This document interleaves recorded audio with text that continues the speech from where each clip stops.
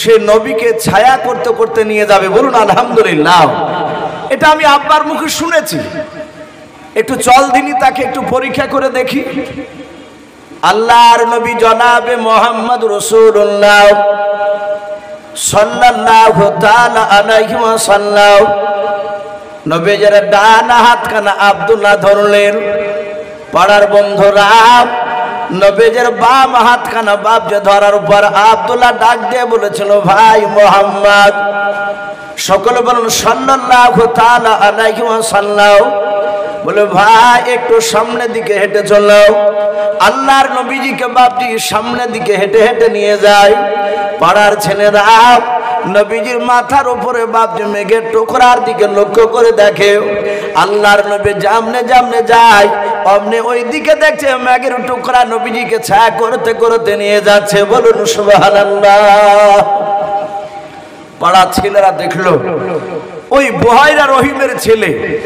সে বলল, ভাই আমি আব্বার মুখে শুনেছিলাম। পাড়ার ছেলেরা বললো, সব বাদ দে, এই মুহাম্মদ সাল্লাল্লাহু আলাইহি ওয়াসাল্লামকে প্রতিদিন নিয়ে আসতে হবে। নিয়ে আসলে ওর সাইডে দাঁড়িয়ে থাকলে আর রোদ্দুর লাগবে না। ওকে আজ যেমন মেঘের টুকরাতে ছায়া করছে, আগামী কালও করবে। এইভাবে বাপজি রাসূলুল্লাহর বাপজি কিছু অলৌকিক ঘটনা, আশ্চর্যজনক বাপজি কিছু ঘটনা মানুষেরা বাপজি দেখে চলো। আপনারা সকলেই জানেন সারা পৃথিবীর মধ্যে বাপজি কাবা শরীফ মক্কা নগরে আছে। ওখানে একটা পাথর বাপজি দামি পাথর আছে। পাথরটার নাম হাজারা আসওয়াদ। নাম শুনি নাই আমরা? অনেকে আমরা ছবি তো দেখতে পাই ওই হাজারা আসওয়াদ পাথরটা। ওই পাথরটা জান্নাতি পাথর। ওই পাথরটা হাদি সাহেবরা হজ করতে গেলে চুমা খায়। হাদি ইশারা করে যদি খুব ভিড় হয়, আল্লাহ রসুল বলেন গুনাহগার মানুষের গুনাহকে ওই পাথরে চুম্বকের মতো টেনে নেয়। সে খালিস নিয়াতে যদি সে হজ করতে যায় ওই জায়গায়, তো ওই হাজারা আসওয়াদ ওই পাথরটা বাপজি রাসূলুল্লাহ জামানায় বিশ্ব নবী তখন বাচ্চা ছিলেন, 8 বছর বয়স। নবীজির বাপজি আপন দাদা আব্দুল মুত্তালিব, উনি কাবা শরীফের মুতাল্লি ছিলেন, দেখাশোনা করার দায়িত্ব ছিল ওনার। ওই সময় ওই পাথরটাকে বাপজি সরিয়ে কাজ করছিলেন ওখানে। কাজ করার পর এবার পাথরটা তার নির্ধারিত জায়গায় রাখবে কে? আব্দুল মুত্তালিব দেখলেন মক্কা নগরে 4টে বড় বড় নেতা আছে, গোত্রের বড় বড় নেতা।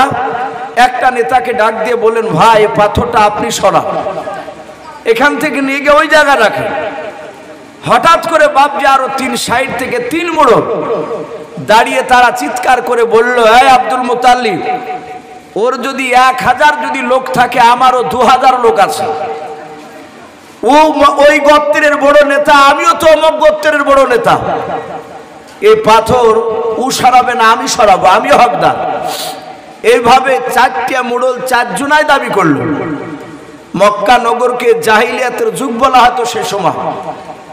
মানুষ অন্ধকারে বাপজি ছায়া ছিল, তার মানে এরকম লাইটিং ছিল না তা নয়, আলো টালোর যে ব্যবস্থা ছিল তা নয়, ইসলামের যে জ্ঞান সেই দিক দিয়ে বাপজি পুরা অন্ধকার ছিল। ছোটখাটো ঝামেলাকে কেন্দ্র করে মক্কার লোকেরা তারা 15 বছর 20 বছর পর্যন্ত বাপজি টেনে নিয়ে যেত, মিটাতো না, যেটা বর্তমান এখন চলে আসছে। নবী বলেছেন জাহিলিয়াতের যুগে আমি আসার আগে ওই মক্কার লোকেদের ভিতরে যে খারাপি গুণগুলো ছিল, ওই সব খারাপি গুণগুলো কিয়ামতের আগে আমার উম্মতের মধ্যে দেখা দিবে, ওই জাহিলিয়াতের যুগের মতো চলে যাবে। সেই সময় মানুষেরা বাপজি তারা মীমাংসা করার কথা বলতো না। আমার বিশ্ব নবীজির দাদা দেখলেন এই পাথর তো সরানো যায় না, এ তো 4 মোড়লই ঝামেলা করছে, কাকি বলা যায়। এভাবে 1 নয় 2 নয় 17 দিন ধরে বাপজি ঝামেলা মিটাতে পারেনি। 18 দিনকার দিন সন্ধ্যার দিকে বাড়ি গিয়েছেন আব্দুল মুত্তালিব, নবীজির দাদা। রাসূলুল্লাহ দেখলেন তার দাদা বেশ কয়েকদিন থেকে মনক্ষুণ্ণ অবস্থায়, মনটা ভারী। 8 বছরের পয়গম্বর রাসূল ডাক দিয়ে বললেন, ওগো দাদু ভাই, আমি কয়েকদিন ধরে দেখছি তোমার মনটা ভারী, কি ব্যাপার? বাড়ি আসছো মন ভারী করে কেন? ডাক দিয়ে বলছেন, দাদু ভাই ওই কাবা শরীফের হাজারে আসাদ পাথরটা নিয়ে গন্ডগোল চলছে। 4 মুড়লে দাবি করছে যে আমি সরাবো, ও বলছে আমি সরাবো, ও বলছে আমি সরাবো। এই নিয়ে আমি ঝামেলায় পড়ে আছি, আমি মীমাংসা আনতে পারিনি। আমার বিশ্বনবী বললেন, দাদু কালকে আমাকে নিয়ে যাই। সকালবেলায় বিশ্বনবীর হাতখানা ধরে নিয়ে চলে গেলেন ওই মক্কা নগরে কাবা শরীফের সামনে। আপনারা যেমন বসে আছেন এভাবে 3 দিকে 3 রকমের মানুষ আপনার আলাদা আলাদা বসে আছে। তো রসুলের বাপজি আব্দুল মুতালিবের জামানায় 4 মুড়ল তার দলবল অস্ত্র শস্ত্র নিয়ে গিয়ে বাপজি বসে আছে, মানে ঝামেলা করবে ওরা, সব বাহুর বল শক্তি দেখাবে। বিশ্ব নবীকে বললেন, আপনারা 4 জনাই পাথর সরাবেন? বলে হ্যাঁ। ডাক দিয়ে বললেন, আজকে আপনারা বাড়ি চলে যান, আমার দাদু বিচার করেছে কয়েকদিন ধরে মীমাংসা আনতে পারেনি। আমি মোহাম্মদ, বলুন সাল্লাল্লাহু আলাইহি ওয়াসাল্লাম। মক্কার লোকেরা ছোট থেকে নবীর চরিত্র দেখেছিলেন যে উনি কোনো মানুষকে আঘাত দিয়ে কথা বলে না, কড়া কথা বলে না, এবং কারোর সঙ্গে ঝামেলাও করে না। আমার বিশ্ব নবীর ব্যবহার চারিদিকে আস্তে আস্তে বাপজি প্রচার হচ্ছিল। তো ডাক দিয়ে নবী বলেন, আগামী কালকে আপনারা সকালবেলা এসে এই হাজরা আসওয়াদে যে হা দিবে প্রথমে ওই ব্যক্তি পাথরটাকে সরাবে। বলে তাই? বলে হ্যাঁ, কিন্তু শর্ত হচ্ছে সবাইকে বাড়ি দিয়ে বিছানায় শোয়া লাগবে। আপনারা সকলেই জানেন বিশ্বনবী মেরাজে গিয়েছিলেন। মেরাজে কেউ মক্কার লোকেরা কেউ জানে না, অথচ জিবরিল আলাইহিস সালাম তিনি বুরাক নিয়ে এসে নবীকে চেপে নিয়ে মসজিদে হারাম থেকে বাইতুল মুকাদ্দাসে বুরাকে নিয়ে গেলেন। বাইতুল মুকাদ্দাসে বাপজি বুরাকটাকে বেঁধে রেখে ওখান থেকে 70 পাক আসমান পাড়ি দিয়ে যাচ্ছে। প্রতিটা দরজাতে যাচ্ছেন, আর প্রতিটা আসমানের দরজা একটা করে আছে। জিবরিল আলাইহিস সালাম ডাক দিয়ে বললে, দরজা খোলো। ভিতর থেকে ফেরেশতা বললেন, এই দরজায় তালা মারা আছে, খোলা হবে না। বলে কেন? বলে একজন ব্যক্তির জন্য খোলা হবেন, তিনি হচ্ছেন মুহাম্মদ রাসূলুল্লাহ সাল্লাল্লাহু তাআলা আলাইহি ওয়াসাল্লাম। তো ডাক দিয়ে জিবরিল বলেন, ইনি সে মুহাম্মদ সাল্লাল্লাহু আলাইহি ওয়াসাল্লাম। দরজা খুললেন। এইভাবে বাপজি 7 আসমান পাড়ি দিয়ে সিদরাতুল মুনতাহায় গেলে ওখান থেকে আবার একটা স্টেজ আসলো, সিংহাসন সিঁড়ি, যেটাকে রফরাফ বলা হয়। ওতে নবী চাপলেন, জিবরিল গেলেন না। ওখান থেকে আরশে আজিমে গেলে আল্লাহর সাথে দেখা করলে। অনেক ঘটনা আছে, আমি ওদিকে যাব না। রসুল এসে বাপজি আবার সকালবেলায় মসজিদে গিয়ে মেরাজের ঘটনা শোনাছিলেন। মক্কার লোকেরা কেউ জানে না, অথচ এতটা লম্বা সফর করছে। লাস্টে মক্কার বেঈমান আবু জেহেলরা তারা নবীকে বলেছিল, এই মুহাম্মদ সাল্লাল্লাহু আলাইহি ওয়াসাল্লাম, তুমি যে এতটা রাস্তা তুমি গেলে, বাইতুল মুকাদ্দাস গেলে, মসজিদে হারাম থেকে নিয়ে বুরাকে চেপে, এই গোটা রাস্তার মধ্যে মক্কার কোনো লোকের সাথে তোমার দেখা হয়েছিল? কথাটা একটু ভালো করে কান দিবে। আল্লাহ রসুল সাল্লাল্লাহু তাআলা আলাইহি ওয়াসাল্লামকে মসজিদের ভিতরে বাপজি নাই, বাহির থেকে দাঁড়িয়ে আবু জেহেল, উতবা, সাইবা ডাক দিয়ে বলছে যে মক্কা থেকে মদিনায় যখন নয় বাইতুল মুকাদ্দাসে যাচ্ছিলে রাত্রিবেলায়, এই রাত্রি যেতে গিয়ে কোনো লোকের সাথে তোমার দেখা হয়েছে?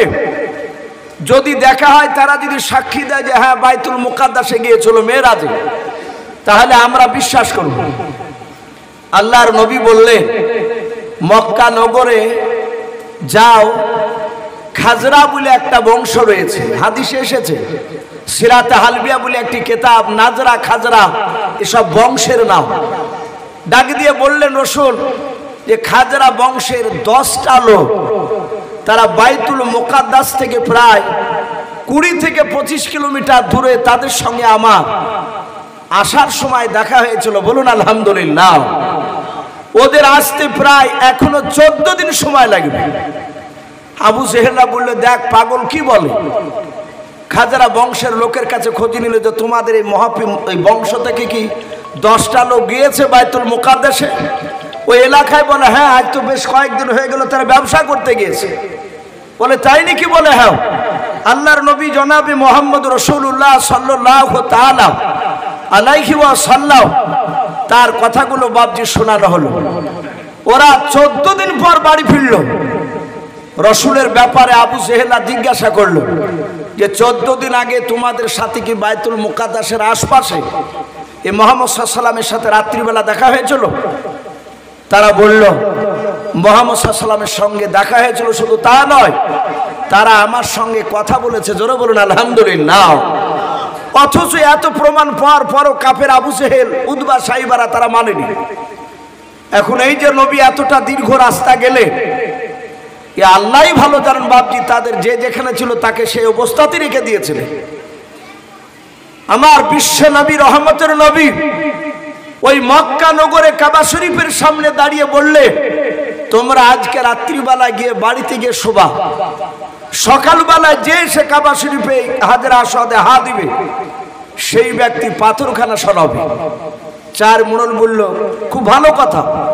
এরা সবাই চলে গিয়েছে, বিছানায় শুয়েছে। আল্লাহ তাদের প্রতিটা মানুষের চোখে ঘুম দিয়ে দিয়েছে। সারা পৃথিবীর নেতা জনাবে মোহাম্মদ রাসূলুল্লাহ সাল্লাল্লাহু তাআলা আলাইহি ওয়াসাল্লাম, এই দরদে নবী আমার রাত্রিবেলায় ওনার দাদা আব্দুল মুত্তালিবের গলা ধরে বাপজি শুয়েছিলেন। ভোরবেলায় বিশ্ব নবীজি কখন বিছানা থেকে উঠে গিয়েছেন আব্দুল মুত্তালিব তিনি জানেন না।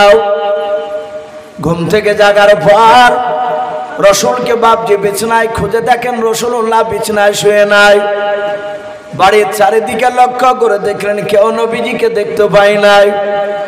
সকালবেলায় আব্দুল মুত্তালিব কাবা শরীফের কাছে গিয়ে দেখেন, বাবা 6 বছরের বাপ যে বিশ্ব নবী নয়, 8 বছরের নবী জনাবে মোহাম্মদ রাসূলুল্লাহ সাল্লাল্লাহু তাআলা আলাইহি ওয়াসাল্লাম, নবী আমার ওই পাথরখানা হাত দিয়ে দাঁড়িয়ে আছেন। বলুন সুবহানাল্লাহ।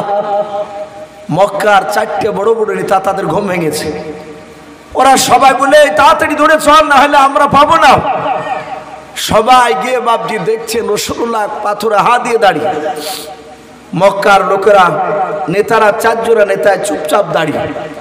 নবী বললেন, ভাই বলুন কে এই পাথরটা সরাবে? ওরা বলল, কথা অনুযায়ী তুমি তো পাচ্ছ, তুমি হকদার, যে আগে আসবে সেই পাবে বলেছিলেন। আমার বিশ্ব নবী বললেন, তাহলে আপনারা ওখানে বসুন। 4 জনা বসে পড়লে।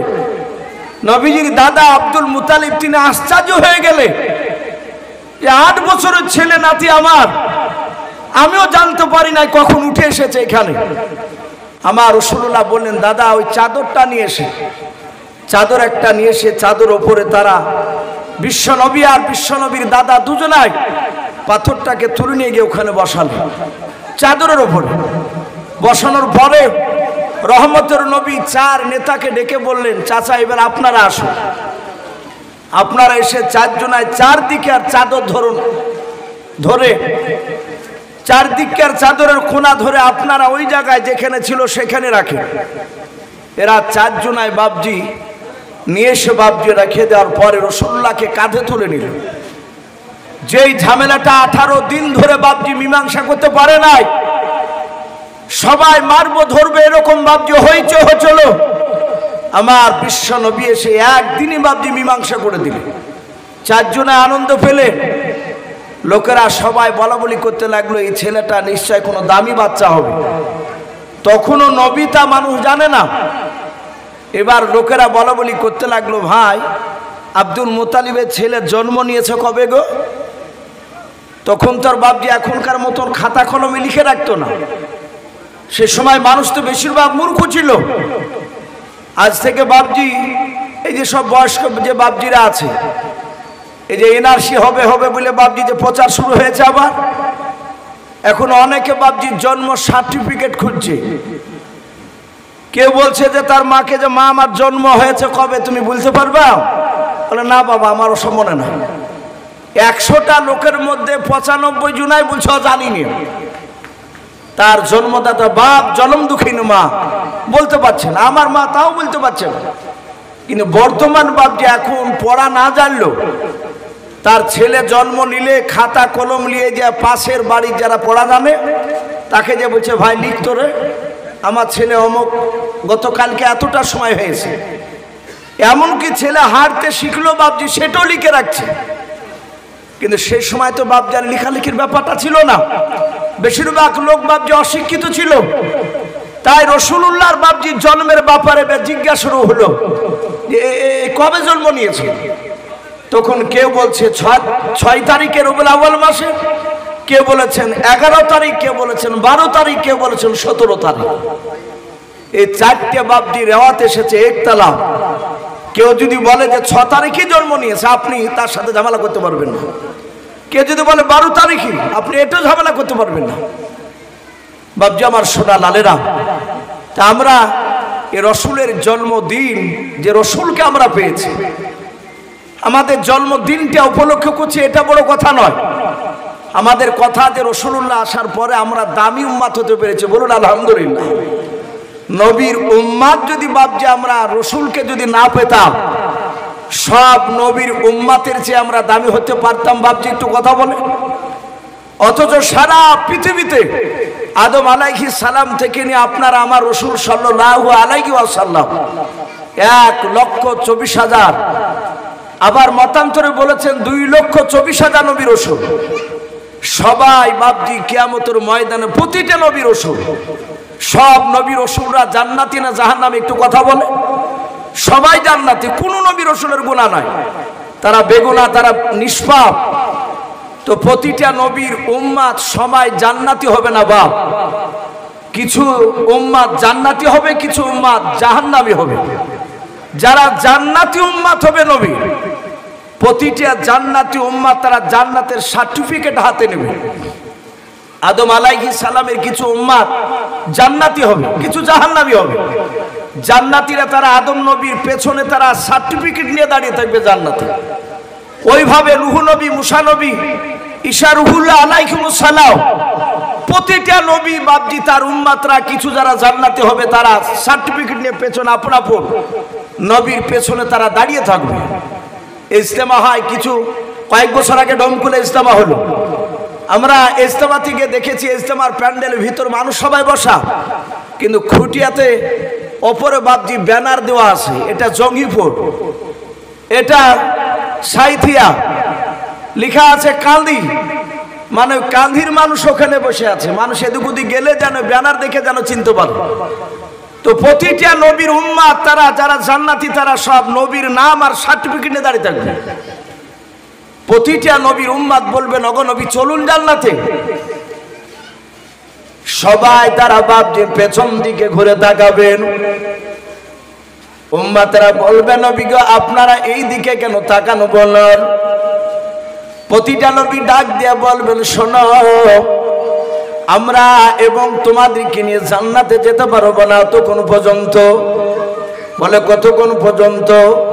বলে ওই দেখো আখিরি জামানার পয়গম্বর জনাবে মুহাম্মদ রাসূলুল্লাহ সাল্লাল্লাহু তাআলা আলাইহি ওয়াসাল্লাম তার উম্মাদেরকে যতক্ষণ পর্যন্ত জান্নাতে না নিয়ে যাবে, তার আগে কোন নবীর উম্মাত তারা জান্নাত যেতে পারবে না। বলুন সুবহানাল্লাহ। শুধু আপনার আমার নবীকে পাওয়ার কারণে এই রসুল বাপজি অত্যন্ত দামি। এই দামি এমনি হয় নাই, রসুলের বাপজি চরিত্র। এই যে আজকে আলোচনা নবীজির বাপজি চরিত্র নিয়ে আলোচনা, এটা হচ্ছে মেন কথা। রসুল কিভাবে চলেছে, নবী কি শিক্ষা দিয়েছেন উম্মাত উম্মাতিদেরকে। আমার বিশ্ব রসুল বাপজি এমনি এমনি দাবি হয় নাই। প্রতিটা নবী বেশিরভাগ তার কওমের উপর রাগ করে থাকতে না পেরে অনেক নবী রসুল তার কওমের জন্য বদদোয়া করেছে। তাদের অত্যাচার সহ্য না করতে পেরে বলেছেন আল্লাহ তুমি ধ্বংস করে দাও। কিন্তু আপনার আমার নবী রহমতের নবী সাল্লাল্লাহু আলাইহি ওয়াসাল্লাম তিনি বদদোয়া করেন না। আমার রসুলকে মেরেছে কাফেরেরা। আমার বিশ্ব নবী হাতখানা ধরে বলছেন চাচা আপনার হাতে মনে হয় ব্যথা হয়েছে। ইহুদি অবাক যে আমি ওকে মারলাম, ও আমাকে গালিগালাজ কিছু না দিয়ে রসুলের চোখ দিয়ে পানি ঝরছে, হাতখানা ধরে ইহুদির হাতে চুমা দিয়ে বলছে চাচা বুঝি আপনার হাতে ব্যথা হলো আমাকে মারতে গিয়ে? ইহুদি সাতা হাতে রসুলের পা ধরে ক্ষমা চেয়ে কলমা পড়েছেন, বলুন আলহামদুলিল্লাহ। রসুলের এত সুন্দর ব্যবহার, নবী শুধু মুখে বলেছে তা নয়, নবী যেটা বাপজি করেছেন সেটাই বলেছেন, সেটা বাস্তবে পরিণত করে দেখে দিয়েছে। আপনারা সকলেই জানেন রহমতের নবীর চরিত্র ব্যাপারে আল্লাহ কোরআনে বলেছেন ইন্নাকা লা আলা খুলুকিন আযীম। আল্লাহ রসুলের চরিত্র আল্লাহ নিজে বলছেন আমি অতি উত্তম করে চরিত্র অধিক করে আমার রসুলকে আমি দুনিয়াতে পাঠিয়েছি। নবীর ওপর দিয়ে মহান চরিত্র মানুষ আর দ্বিতীয় কেউ নেই। এ আমার রহমতের রসুল সাল্লাল্লাহু তাআলা আলাইহি ওয়াসাল্লাম, তিনার এত সুন্দর ব্যবহার ছিল। এ দরদি নবী ইন্তেকাল করার 3 দিন আগেকার কথা বলি, নবী ইন্তেকাল করবেন তার 3 দিন আগে হাদিসের কিতাবে পাওয়া যায় নবী ইন্তেকাল করার আগে নবীর মাথার যন্ত্রণায় ব্যথায় 1 দিন নয় 2 দিন নয়, নবী আমার 13 দিন বিছনাগত হয়েছিলেন, বিছনায় পড়েছিলেন। রসুল জিন্দা অবস্থায় মৃত্যুর আগে নবী 17 ওয়াক্তের ফরজ নামাজ, এই যে এশার নামাজ আমরা পড়লাম 1 ওয়াক্ত, ফজর আর 1 ওয়াক্ত, জোহর আর 1 ওয়াক্ত, এইভাবে নবী আমার জিন্দা অবস্থায় 17 ওয়াক্তের ফরজ নামাজে রসুল তিনি ইমামতি করতে পারেননি। নবী একাই নামাজ পড়েছেন ইশারায়, নবীজি মসজিদে গিয়ে সাহাবাদের সামনে ইমামতি করতে পারেনি। আর সাহাবারা জানতেন রসুলকে পেছন করে ইমামতি করার যোগ্য আমাদের কারণে। হাদিসের কিতাবে পাওয়া যায় নবীজির বাপজি মাথার যন্ত্রণা যখন খুবই বেশি হয়ে গেল, সাহাবাই কেরামরা তারা নামাজের টাইমের আগে নয়, শুধু আজান শুনলে হাইয়া আলা সালাহ, সাহাবা মুয়াজ্জিন আজান দিলে যে যেখানেই সাহাবারা থাকতেন দৌড়াতে নামাজের জন্য। বিশ্ব নবী দরদি নবীর সাহাবারা মসজিদের ভিতরে গিয়ে বাপজি আমাদের মতন গোল টিপ করতেন না। আমাদের তো এখন গোল টিপ হয় বাপ, এই মৌলবি বলেন আর হাজি বলেন সব একই খাতায় আমাদের নাম চলে গিয়েছে। ওই ইমাম সাহেবকে দেখা যাচ্ছে বাপজি ওই মসজিদের বারান্দায় কিংবা মসজিদের ভিতরে বাপজি দেখা যায় একটা ফ্যান চালিয়ে দিয়ে 8-9টা লোক নিয়ে গল্প চলছে। যদি আবার বলা হয়েছে যে ভাই গল্প করছেন, বলে গল্প করছি না তো, এমনি কথা গাছ। একটা মানুষ তহজুনায় এক জায়গায় বসলে 5টা কথা ভালো বলতে গিয়ে আরেকটা কথা বাড়তি ফজল চলে আসে। সাহাবারা গল্প করতেন না, নামাজের টাইমের আজান শুনি তারা গিয়ে প্রথম কাতার ভর্তি করতেন, বলুন আলহামদুলিল্লাহ। তারা রসুলের সুন্নাতকে মানতে, সামি'না ওয়া আতা'না, সাহাবারা রসুলের কথা কান দিয়ে শুনতে আর সেটাই সাথে হাতে আমলে পরিণত করতেন, বলুন আলহামদুলিল্লাহ। ওরা সামনে কাতার দ্বিতীয় কাতার এইভাবে বাপজি পূরণ করে বসতেন। রসুলের মসজিদে নববী আর নবীজির ঘর পাশাপাশি, একটা দেওয়ালে দরজায়, দরজার এদিকে রসুলের ঘর আর ওইদিকে দরজা খুলে চলে গেলে বাপজি মসজিদে নববী।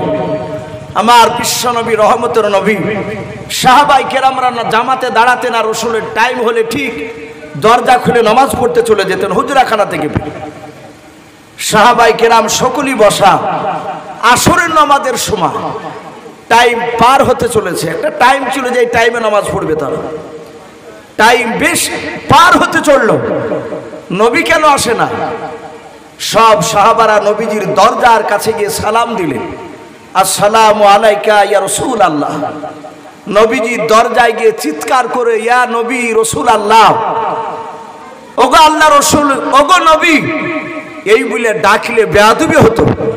তা নবী দরজার গুড়িতে গিয়ে তারা সালাম দিয়েছেন, আসসালামু আলাইকা ইয়া রাসূলুল্লাহ। নবীজি সালামের উত্তরটা দিলে রহমতের নবী দরদ নবী জনাবে মোহাম্মদ রাসূলুল্লাহ সাল্লাল্লাহু তাআলা আলাইহি ওয়াসাল্লাম, বিশ্ব নবী বললেন আয়েশা দরজাটা একটু খুলে দাও। আয়েশা রাদিয়াল্লাহু তাআলা আনহা দরজা খানা বাপজি খুলে দিলেন। নবী বলেন আয়েশা একটু তুমি আড়ালে চলে যাও। আড়ালে চলে গেলেন। নবী আমার একা শুয়ে আছেন, সাহাবারা বাপজি নবীর কাছে আসলেন। আল্লাহর নবীজিকে ডাক দিয়ে বলেন ইয়া রাসূলুল্লাহ ইয়া হাবিবাল্লাহ, নামাজের টাইম পার হতে চলো, নবী আপনি কেন ইমামতি করতে যান নাই? নবীজির পাশে ডান পাশে বাপজি মুরব্বী সাহাবা আবু বকর তিনি বাপজি বসে আছেন। ফ্যাল ফ্যাল করে নবীজির বাপজি চেহারার দিকে চেয়ে আবু বকর নবীর হাতখানা বাপজি ধরে নাড়তেছেন। আল্লাহর দরদি নবীর চোখের কোনা দিয়ে বাপজি ঝরঝর করে পানি ঝরেন। আমার আবু বকর নবীজির কান্না দিকে বাপজি আবু বকর আর থাকতে পারেন না। আবু বকর তিনি কান্না শুরু করে দিলেন। নবী বলেন, আবু বকর তুমি কান্না করেছো কেন বলো রে আবু বকর? আবু বকর ডাক দিয়ে বলেন, নবীজি মনে হয় আপনি কোনো ব্যথায় ব্যথিত হয়ে আছেন। নবী গো, আপনার চোখের পানি আমি আবু বকর সহ্য করতে পারি না। আল্লাহর নবী নিজ হাতে আবু বকরের বাপজি চোখের পানিটা বাপজি মুছাছেন আর বলেন, ওরে আবু বকর আমি আসরের নামাজ আজকে আমি ইমামতি করতে পারবো না। আবু বকর যাও, সাহাবারা তোমরা আসরের নামাজটা তোমরা পড়ে নাও। হযরতে উমর ফারুক রাদিয়াল্লাহু তাআলা আনহু বাবা নবীজির বাম পাশে ছিলেন। আস্তে করে বাপজি আওয়াজ দিয়ে বলেন, নবী গো আপনি যাবেন না? বলে না। নবীজির সাহাবা উমর ডাক দিয়ে বলেন, নবী তাহলে আপনি একটু বলে দেন আসরের নামাজের ইমামতি কে করবেন একটু বলুন। আল্লাহর দরদি নবী আমার আস্তে করে বলেন, ওগো সাহাবা উমর শুনে নাও, আজকে মসজিদের আসরের ফরজ নামাজের ইমামতি করবেন আবু বকর। হযরতে আবু বকর বাপজি আরো কান্নার বাপজি আপনার আওয়াজ বানিয়ে দিলেন। হযরতে আলী মুরতুজা রাদিয়াল্লাহু তাআলা আনহু নবীজির হাত দুখানা ধরে ডাক দিয়ে বলছেন, নবী গো আপনি আবু বকরের নামটা করেন না। আবু বকরের দিলটা নরম, এত নরম স্বভাব। আবু বকর হয়তো ইমামতি করতে গিয়ে আবু বকর হয়তো বেহুশ হয়ে পড়ে যাবেন। নবী গো আপনার কান্না দেখে দেখুন সব সাহাবার আগে আবু বকর কান্না করতেছে। ওগো আল্লাহর নবী যে আপনি ওমরকে অনুমতি দেন, ওমর ইমামতি করবে, ওমরের দিলটা শক্ত। আল্লাহর নবী বলেন, ওরে আলী তুমি আমার কলিজার টুকরা বিটি মা ফাতেমা জোহরা রাদিয়াল্লাহু তাআলা আনহার সাথে আমি তোমার বিয়ে দিয়েছি। ওরে আলী তুমি আমার জামাই। আলী শোনেন, আমি পয়গম্বর, আমি জবান দিয়ে বের করেছি আমার আবু বকর আসরের নামাজের ইমামতি করবে। আবু বকর কাঁদেন আর বলেন, ওগো ওমর আমি আর জিন্দা অবস্থায় রাসূলুল্লাহকে আর মনে হয় ইমাম হিসাবে পাবো না। এটা আবু বকর অনুভব করে নিয়েছে। নবী বলেন, আবু বকর যাও ইমামতি করো। আবু বকর তিনি নামাজে গিয়ে দাঁড়ালেন। বিশ্ব নবী বলেন, আয়েশা রে দরজাটা খুলে দাও, কে নামাজ পড়ায় একটু আমি দেখি। আয়েশা দরজা খুলে বলছেন, ওগো রাসূল আমার আব্বাজান ইমামতি করছে, আপনার বন্ধু আবু বকর আমার আব্বাজান দাঁড়িয়েছেন ইমামতিতে। আমার বিশ্ব নবী বললেন, ভালো করেছে। এইভাবে নবীজির জীবদ্দশায় নবী জিন্দা অবস্থায় ইন্তেকাল করার আগে রাসূলের বন্ধু আবু বকর তিনি 17 ওয়াক্তের ফরজ নামাজের ইমামতি করেছিলেন। আমার বিশ্ব রাসূল একেবারে মৃত্যুর 3 দিন আগে হাজার হাজার বাপজি সাহাবায়ে কেরাম সব নবীর অসুস্থ শুনে সবাই নবীজিকে দেখতে গিয়েছেন। সাহাবারা নবীজিকে গোল করে ঘেরাও করে নিয়ে বাপজি সব সাহাবারা বসাও। আল্লাহ রাসূল উঠে একাই বসতে পারেন না। দরদে নবী রহমতের নবী আমার বিশ্ব নবীজি সেই জায়গায় সাহাবায়ে কেরামরা সকলকে বাপজি দেখলেন। নবী আমার নবীজি হাত দুখানা এইভাবে উঁচু করলেন, ডাক দিয়ে বলেন, ওগো আমার সাহাবা আলী আর ওসমান গনি রাদিয়াল্লাহু তাআলা আনহু শোনাও। তারা দুজন সাহাবা নবীজির কাছে এসে বলেন, হুজুর বলেন কেন আমাদেরকে ডাক দিলেন? আল্লাহর নবী বলেন, আলী ওসমান তোমরা দুজনে হাত ধরে আমাকে একটু উঁচু করে তোমরা বসাও। আল্লাহর নবীজির হাত দুখানা ধরে উঁচু করে নবীজিকে বসালেন। দরদে নবী আমার বসার পর সাহাবাদের দিকে ফেলফাল করে দেখতে লাগলেন। আল্লাহর নবীজি ডাক দিয়ে বলেন, আবু বকর তুমি কোথায় আছো? তোমরা হাত ওখানে আমাকে ধরতে দাও। হযরতে আবু বকর সিদ্দিক রাদিয়াল্লাহু তাআলা আনহু নবীজির হাত দুখানা ধরার পর ডাক দিয়ে বলেন, নবী গো আপনার সাহাব আবু বকর আমি তো দাঁড়িয়ে। আল্লাহর নবীজি আবু বকরের হাত দুখানা ধরার পর ডাক দিয়ে বলেন, আবু বকর শুনে নাও, আমি মনে হয় আর বেশি দিন দুনিয়ার বুকে বেঁচে থাকবো না। ওরে আবু বকর 1 2 3 4 করে আমার 63 বছর হতে চলল। আবু বকর শুনে নাও, আমার হাতের দ্বারাই এবং জবানের দ্বারাই পায়ের দ্বারাই আবু বকর রে, যদি তুমি ব্যথা পেয়ে থাকো কোনোদিন, হয় তুমি আজকে প্রকাশ্য মজলিসে শুনে নাও, হাজার হাজার সাহাবার সামনে হয় তুমি আমাকে মাফ করে দাও, নতুবা তার প্রতিশোধ বদলা তুমি নিয়ে নাও। বলুন সুবহানাল্লাহ। সারা পৃথিবীর শ্রেষ্ঠ নবী আবু বকরের হাতখানা ধরে বাপজি নবীজির বন্ধু আবু বকর ক্ষমা চাইছে। হযরতে আবু বকর বিশ্ব নবীকে এত ভালোবাসতেন। আচ্ছা বলেন, বিশ্ব নবীর কি বাপজি গুনাহ আছে? একটু কথা বল। নবীজির গুনাহ নেই। মা আয়েশা সিদ্দিকা রাদিয়াল্লাহু তাআলা আনহা তিনি বলেন, আমি নবীর মুখে শুনেছি নবীর ডান দিকে আর বাম দিকে আর সামনের পেছন দিকে আর চারিদিকের গুনাহ আমার আল্লাহ নবীকে মাফ করে দিয়েছেন। বলুন আলহামদুলিল্লাহ। অথচ নবীর গুনাহ নেই। সেই নবী সারা রাত বাপজি নামাজে দাঁড়াতে, নফল নামাজ, সারা রাত নামাজ পড়তে। মাঝে মাঝে আয়েশা বলতেন, ওগো নবী আপনার গুনাহ নাই, আপনি এত লম্বা করে কেন নামাজ পড়ে? আপনার পা দুখানা মাঝে মাঝে ফুলে যায়। রাসূলুল্লাহ বলতেন, আয়েশা রে, যে আল্লাহ আমার জীবনের গুনাহ ক্ষমা করে দিয়েছে তার কি শুকরিয়া আদায় করব না? বলুন সুবহানাল্লাহ। নবীজি শুকরিয়া আদায় করতে গিয়ে পা ফুলে ফেলতে। আজ আমরা ফরজ নামাজটা অনেকে তো পড়িই না, আবার যদিও পড়ি তো নফল নামাজগুলো বাপজি আমরা অনেকেই পড়ি না, অনেকেই পড়ে না। এরা আবার দাবি করছে যারা নফল নামাজ পড়ে না তারা আবার দাবি করছে যে সৌদিতে তো নফল পড়ে না, ওখানকার লোকেরা সৌদির সঙ্গে তুলনা করছে ওখানে। এতটুকু মনে রাখবেন, আপনার মসজিদে এক রাকাত নামাজ পড়লে জামাতে আপনি 27টা নেকি পাবেন। মক্কা নগরে বাপজি কাবাতে যদি কেউ এক রাকাত নামাজ পড়ে 70 লক্ষর উপরে নেকি আছে। জোরে বলুন সুবহানাল্লাহ। তাহলে ওখানে এক রাকাত নামাজ পড়ে যা নেকি পাওয়া যায়, আমার মনে হয় যে আপনার এখানে গ্রামের মসজিদে জামাতে ধরে ও আপনি 50 বছর নামাজ পড়ে ওই এক রাকাতের নেকির সমতুল্য হবে না। আবার দাবি করছে ওখানকার লোকের সঙ্গে যে ওরা নফল পড়ে না, তা আমরা পড়বো কেন? আমাদের যা গুনাহ বাপ ফরজ ওয়াজিব সুন্নাত, তার সাথে সাথে বর্তমান নফল নামাজেরও গুরুত্ব দেওয়া দরকার। আমাদের যা গুনার হার বেড়ে গিয়েছে। আমার বিশ্ব নবী দরদি নবীর বন্ধু আবু বকর তিনি অবাক হয়ে গেলেন, নবী যে মাফ চাইছেন আবু বকরের কাছে। আবু বকর বলছেন, ওগো রাসূল আপনি আমাদের কাছে অন্যায় করেননি। নবী গো, আপনার কাছে আমরা অন্যায় করেছি। নবী আপনার অনেক সময় অনেক কথাগুলো আমরা শুনিনি। মুফতি সাহেব এই সাইডে এসে একবার পেছন হয়ে গেছেন, আপনি এখানে না না আসেন আসেন এদিকে বসে।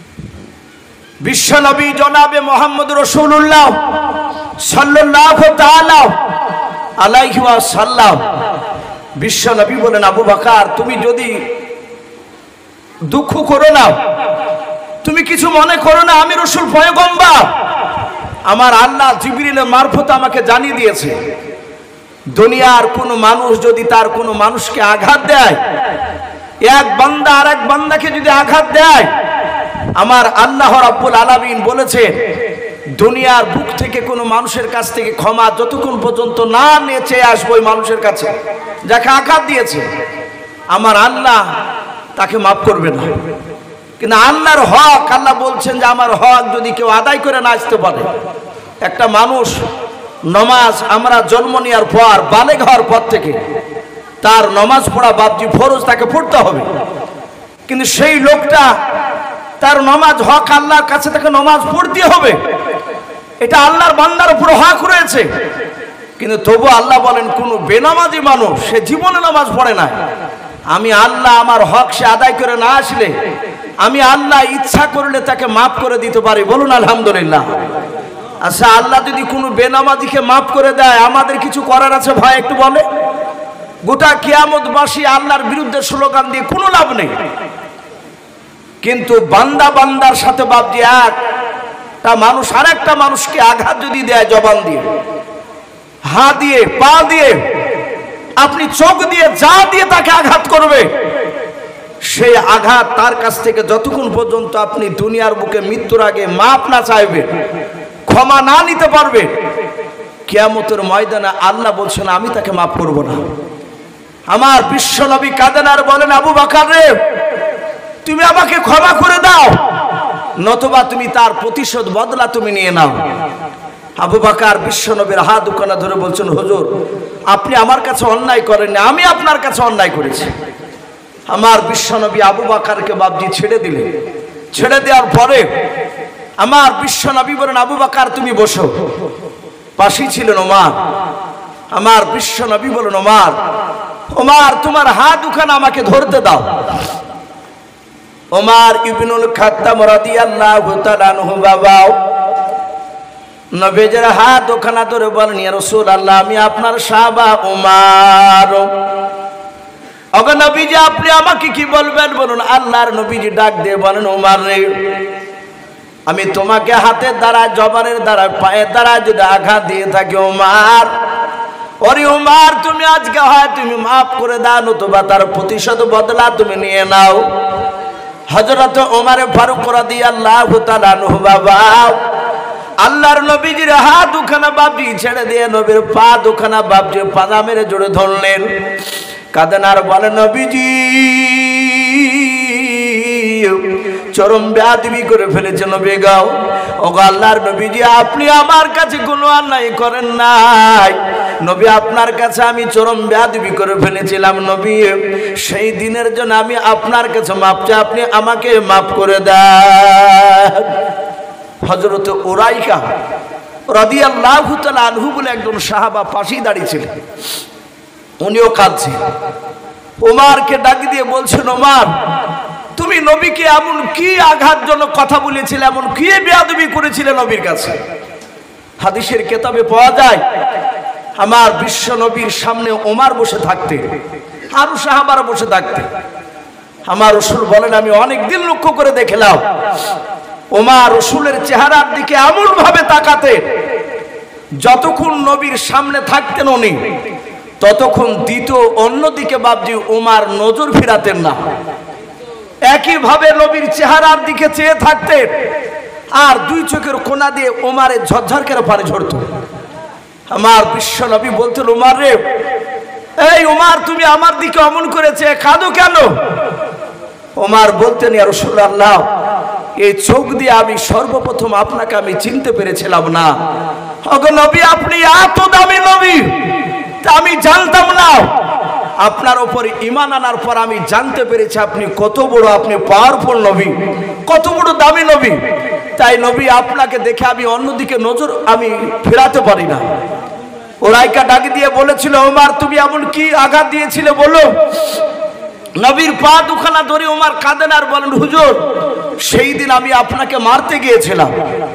সকলেই বাপজি আপনারা শুনেছেন, আমার বিশ্ব নবীজির বাপজি সেই সময় যখন কোরআন নাজিল হয়েছিল, নবী নবুয়তের দায়িত্ব নিয়ে যখন কলমার দাওয়াত দিছিলেন, ওই সময় বেঈমানেরা আবু জেহেল, উতবা, সাইবা, এই কাফেররাও মক্কার সে সময় তারা বড় বড় টাকা পয়সাওয়ালা মানুষ, তারা শক্তিশালী মানুষ, যাদেরকে মুরুল বলা হতো, তারা রসুলের কোরআনের কথা তারা দেখেছে যে মুহাম্মদ সাল্লাল্লাহু আলাইহি ওয়াসাল্লামের কথা যারাই শুনে তারাই নবীওয়ালা হয়ে যায়, বলুন আলহামদুলিল্লাহ।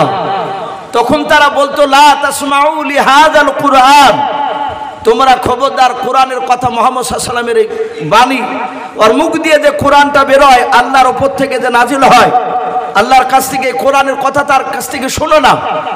কাফেররা শুধু শুনতো না তো বটেই, আবু জেহেলরা বলতো যে কানে তুলি দিয়ে ঘুরবা, ওরা দুই কানে তুলে লাগিয়ে দিয়ে ঘুরতো, জানো মুহাম্মদ সাল্লাল্লাহু আলাইহি ওয়াসাল্লামের কথা এই মানুষের কানে যেন না পৌঁছায়।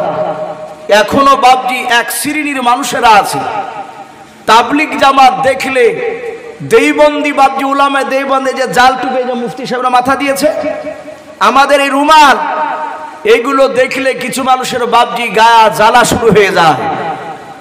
অনেক জায়গাতে বাপজি মসজিদে তাবলিগ জামাত ঢুকতে দেয় না, আছে কি নাই কথা বলে? ওরা বলে যে খ্রিস্টানের এরা দালাল, তাবলিগ জামাত এদেরকে বলে খ্রিস্টানের দালাল, এরা বাহির থেকে টাকা পায়।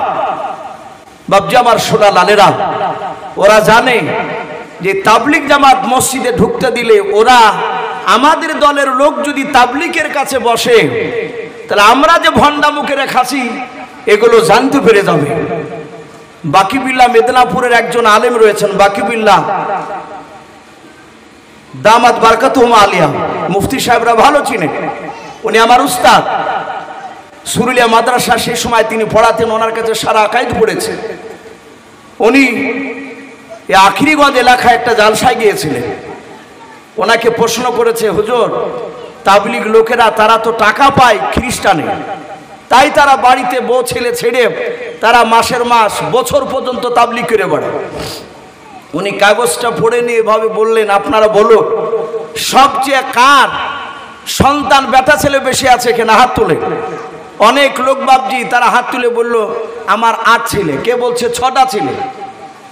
তো বলে আচ্ছা আপনার যদি 6টা ছেলে হয় সবাই কি চাকরি করে, বলে না। বলে আপনার মন চায় না যে আপনার ছেলেরা চাকরি করুক, বলে হ্যাঁ করুক। চাকরি মানে যে টাকা মাসিক পাবে, তার বর্ষা হলে মাপ নাই, তাই তো এই জন্য হচ্ছে চাকরি গুরুত্বটা বেশি, ওর মার মহিম নাই। তো বলে আপনার মন চায় না, বলে হ্যাঁ। বলে চাকরি নিতে গেলে একটা ডিগ্রি লাগে, কমসে কম না হলো ছোটখাটো চাকরি না হলে মাধ্যমিক লাগবে পাস। তা আপনার ছেলে কি সবাই মাধ্যমিক, বলে না। বলে কে পাট ধয়, কে রাজমিস্ত্রি, কে হয়তো 4 পড়েছে, কেউ পড়েইনি। তাহলে শোনেন, তাবলিগে পাঠিয়ে দেন আপনার ছেলেকে। যদি 10,000 করে যদি খ্রিস্টানে যদি বেতন দেয়, তাহলে আপনার 6 ছেলে যদি যায় 6 10 60,000 পাবে। আর এমন তো ভারী কাজ না, এই মসজিদ থেকে ওই মসজিদে, ওই মসজিদ থেকে ওই মসজিদে, একটা থালা, একটা গিলাস, 2.5 কেজি চাল, আর একটা বালিশ আর একটা ক্যাথা, খুব জোর ওজন হলে না এই 10 কেজি হবে টোটাল মিলে। তাহলে 10 কেজি বহালে তো অসুবিধা নাই। তাহলে আপনার 10টা ছেলেকে আপনি পাঠিয়ে দেন, এই 6টা ছেলেকে। যদি তারা তাবলিগ ঘুরে এসে যদি তারা বলে যে হ্যাঁ টাকা পাওয়া যায়, বাকিবিল্লাহ সাহেব বললেন যে সে সময় আপনি এসে যা বলবেন আমি তাই মেনে নেব। ওখানকার একটা মাস্টার মশাই তিনি চলে গিয়েছিলেন জামাতে, গিয়ে 10 দিনকার ছুটি নিয়ে গিয়ে বাবজি এক চিল্লা মারিয়ে এসছে।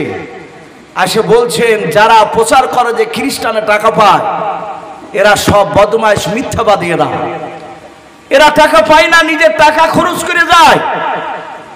এতে যদি কেউ মসজিদে যদি কেউ খেতে দেয় তাই খায়। ওখানে বাবজি অনেক তাবলিগওয়ালা হয়েছে, এটা রসুলের জামানায় ছিল। আবু সেহেলরা বেঈমানেরা বলতো যে নবীর কাছে যেও না, নবীর কথা শুনো না। নবীকে দেখলি বাবজি তারা দূর দিয়ে এভাবে কানে আঙুল দিয়ে তাদের তোলা থাকতো না, তারা কানে আঙুল দিয়ে পালিয়ে যেত। আমরা দেখেছি অনেক জালসা, যাহাতে বাবজি উলামায়ে দেওবন্দির বক্তা যাহাতে উঠছে আর অমনি জুটিয়াটাকে নিয়ে ঘুরিয়ে চলে যায়। যে চাচা যাচ্ছেন কেন, বলে আর শুনবো না। পাশ থেকে বলছে হুজুর আপনি দেওবন্দি ওর লিগে শুনবে না, ওদেরকে শিখে দিয়েছে যে ওদের ওয়াজ শোনাও চলবে না। বাবজি আমার সোনা লালেরা, আমার বিশ্ব নবীজির কথাগুলো ওমর বাবজি কান দিয়ে শুনেছিলেন না। ওমর রসুলের বাবজি দূর থেকে বাবজি নয়, সে কিন্তু লোকের কাছে বাবজি শুনতো। সবাই মুহাম্মদ সাল্লাল্লাহু আলাইহি ওয়াসাল্লামের বিরোধিতা করে, কিন্তু সেই ওমর ডাক দিয়ে আবু জেহেলকে বলেছিল, আবু জেহেল মুহাম্মদ সাল্লাল্লাহু আলাইহি ওয়াসাল্লাম তো কাউকে আঘাত দিয়ে কথা বলে না, তাই এরকম অনেক লোক বলে, আমি তাদের মুখ থেকে শুনেছি, বলুন আলহামদুলিল্লাহ। ওমর এই কথাটা আবু জেহেলকে প্রশ্ন করেছিল। আবু জেহেল দেখলে তো বেটা তো অদিকে হয়ে যাবে, তো বেঈমান আবু জেহেল অনেক কৌশল করে বাবজি ওমরকে হাতে রেখেছিল। সে এক নাই দুই নাই, প্রায় 12,000 বেঈমান মুশরিক কাফেরের বাচ্চারা মিটিং ডেকেছে আল্লাহ নবীর বিরুদ্ধে। সেই সভার প্রধান বক্তা ছিল বেঈমান আবু জেহেল।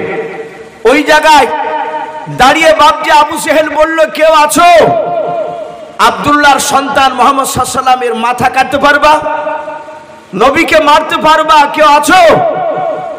12,000 লোক সবাই বাবজি তাকাতাকি করছে, কেউ হাত তুলে সাহস পায় না। তারা এটাও জানতো মুহাম্মদ সাল্লাল্লাহু আলাইহি ওয়াসাল্লামকে মারা অত সহজ নয়। সঙ্গে সঙ্গে আবু জেহেলের দরবারে ওমর হাত উঁচু করে বলেছিল, আমি মারব, আমি তাকে জবাই করব। 12,000 লোক সব কাফের এইভাবে হাত তালি মেরে তাকে বাহবা দিল, আনন্দ দিল। আবু জেহেল বলল, তুমি যদি মুহাম্মদ সাল্লাল্লাহু আলাইহি ওয়াসাল্লামকে মারতে পারো, তার মাথা কেটে নিয়ে আসতে পারো, তোমাকে বড় বড় 3টে উপহার দিব। ওমর তাতে রাজি হয়ে গেল। ওমর সেখানে ওয়াদা করে কথা দিয়ে ওলঙ্গা তলোয়ার খানা ওমর সঙ্গে করে নিয়ে ময়দান দিয়ে দৌড়াচ্ছে, রাসূলকে মারতে যাচ্ছে। ওমর মুসলমান সাহাবাদেরকে, নবীর সাহাবাদেরকে দেখলে তার চোখ লাল হয়ে যেত, কারণ তার তো ঈমান নাই। কিন্তু নবীজি ওমরের শক্তির ব্যাপারে বলেছেন, আল্লাহ ওমরকে এত শক্তি দিয়েছিলেন, ওমরের 2 হাতে 50টা যুবকের শক্তি একাই আল্লাহ ওমরকে দিয়েছিলেন। বলুন সুবহানাল্লাহ। নবীর আরেকটা চাচা আমির হামজার হাতে দিয়েছিলেন। ওমরের এত শক্তি ছিল, ওমর তার দুশমনকে জবাই করে চামড়ার মুশুকে ওই মৃত ব্যক্তির, জবাই করা ব্যক্তির রক্ত ভরে নিত।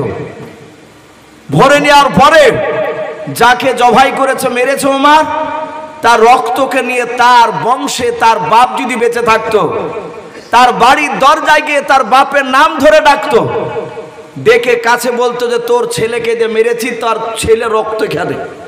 মুখে করে নিয়ে ওমর তার গায়ে ছিটা মারতো রক্ত। ভাবতে পারেন কত বড় বাপজি শক্তিশালী ছিল ওমর। সেই সময় কুখ্যাত বাপজি আপনার বাহাদুর মস্তাক ওমর রাসূল সাল্লাল্লাহু আলাইহি সাল্লামকে মারার জন্য দৌড়াচ্ছে। মরুভূমির ময়দান দিয়ে বাপজি যাচ্ছিল, আর ওখানে একজন রাসূলের সাহাবা, কিতাবে তার নাম লিখেছে বাপজি হযরত নাঈম রাদিয়াল্লাহু তাআলা আনহু। উনি বলছেন, এই ওমর ভাই, কি ব্যাপার, এভাবে দৌড়ে যাচ্ছ কোথায়? ওমর থমকে দাঁড়িয়ে বলল, বড্ড বাড়া বেড়েছে আব্দুল্লাহর সন্তান মুহাম্মদ সাল্লাল্লাহু আলাইহি ওয়াসাল্লাম, ও তো দূরত পড়ছে না, ওই আব্দুল্লাহর ছেলের মাথা কাটতে যাচ্ছি। হযরত নাঈম বললেন, ভাই ওমর, তুমি একা, ওর তো সাথীরা আছে, ওরা তো তোমাকে কম করে ছাড়বে না। নাঈমের সাথে ওমরের একটু বন্ধুত্ব ছিল। আমাদের অনেক সময় আমাদের হিন্দু ভাইদের সাথে অনেকের বন্ধুত্ব থাকে না, অনেক মুসলমানের। তো বললো, ভাই ওমর, তুমি একা, ওর তো দলবল আছে, ওরা তো কম করে ছাড়বে না। ডাক দিয়ে বলল, ভাই তোর কথা শুনে মনে হচ্ছে তুই নবীর লোক। নাঈম বলল, ভাই আমি নবীর কলেমা পড়ে মুসলমান হয়েছি। এই ওমর, তুমি আমাকে মারার আগে, নবীকে মারার আগে তোমার বাড়িটা ভালো করে খোঁজ নিয়ে এসো। ওমর চিৎকার করে বলল, বাড়ি মানে? বলে, তোমার আপন কলিজার টুকরা বোন ফাতেমা নাই? বলে, আছি তো। বলে, ফাতেমার বিয়ে দিয়েছো সাঈদের সঙ্গে না? বলে, হ্যাঁ। বলে, তোমার সেই ফাতেমার স্বামী সাঈদ তোমার দুলাভাই হয়েছে, আর তোমার বোন ফাতেমা, ওরা দুজনায় স্বামী স্ত্রীতে যেই নবীকে মারতে যাচ্ছ, সেই নবীর কলেমা পড়ে তারা মুসলমান হয়ে গিয়েছে। জোরে বলুন সুবহানাল্লাহ। ওমরের যা রাগ ছিল নবীর ওপর, তার চেয়ে বাপজি 7 গুণ বেড়ে গিয়েছে রাগ। বলে, মিথ্যা বলছিস না তো? নাঈম বলছে, নবীর ওপর কলেমা পড়ে যেদিন থেকে কলেমা পড়েছি সেদিন থেকে মিথ্যা কথা বলি নাই। বলুন সুবহানাল্লাহ। আর রাসূলের যারা উম্মত হবে, বন্ধ হবে, তারা মিথ্যা কথা বলেন না। বাপজি আমার সোনা লালেরা, আল্লাহর নবী জনাবে মুহাম্মদ রাসূলুল্লাহ সাল্লাল্লাহু তাআলা আলাইহি ওয়াসাল্লাম, বিশ্ব নবীর বাপজি যখনই কথাটা বাপজি বলেছে যে তার ভাই কলেমা পড়ে নিয়েছে, ডাক দিয়ে বলল, আমি এক্ষুনি বোনের বাড়িতে যাচ্ছি। বলে, যাও। ওমর দ্রুত বেগে বাপজি নিজের বোন ফাতেমার বাড়ির দিকে দৌড়ে চলে গেল। দরজাখানা বাপজি বন্ধ করা ছিল রে বাবা। হাদিসে এটা পাওয়া যায়, ওমর কলমা পড়ার আগে বিশ্ব নবী আমার প্রকাশে কলমার দাঁত দিত, বাপজি ভয় পারতেন না। নবীজি চুপি চুপি বাপজি কলমার দাঁত দিয়ে বেড়াতেন। এতে অনেকে বাপজি কলমা পড়তো, আবার যারা কলমা পড়তে গিয়ে বাপজি আবু জেহেলের লোকেরা জানতে পারতো, তারা জোর করে নবীর সাহাবাকে নিয়ে গিয়ে তারা অত্যাচার করতো, মারতো। আল্লাহর নবীজির বাপজি নাই, ওমারের কলিজার টুকরা বোন ফাতেমা শাহিদ, তারা দুজনাই ওই ঘরের ভিতরে তারা বাড়িতে কোরআন বাপজি শিখছিল। হযরতে খাব্বাব রাদিয়াল্লাহু তাআলা আনহু বলে একজন নবীজির সাহাবা, উনি বাপজি নবীর তরফ থেকে বাপজি শাহিদ আর শাহিদের স্ত্রী ফাতেমাকে, ওদের স্বামী স্ত্রী দুজনাকে বাপজি কলমার বাপজি আপনার কথা পড়ানোর উপর কোরআন বাপজি সেখানে শেখানোর জন্য গোপনে কোরআন বাপজি তেলাওয়াত করে শোনাচ্ছিলেন। হযরত ওমর দরজার গুড়িতে বাপজি কানটা একটু লাগিয়ে দেওয়ার পর মনে হলো কি যেন ভিতর থেকে বাপজি আওয়াজ বেরিয়ে আসে। হযরত ওমর সঙ্গে সঙ্গে বাবা দরজাখানা বাপজি আওয়াজ দিল, শিকলটা নড়ালো, ডাক দিয়ে বলে ফাতেমা দরজাটা তাড়াতাড়ি তুমি খুলে দাও।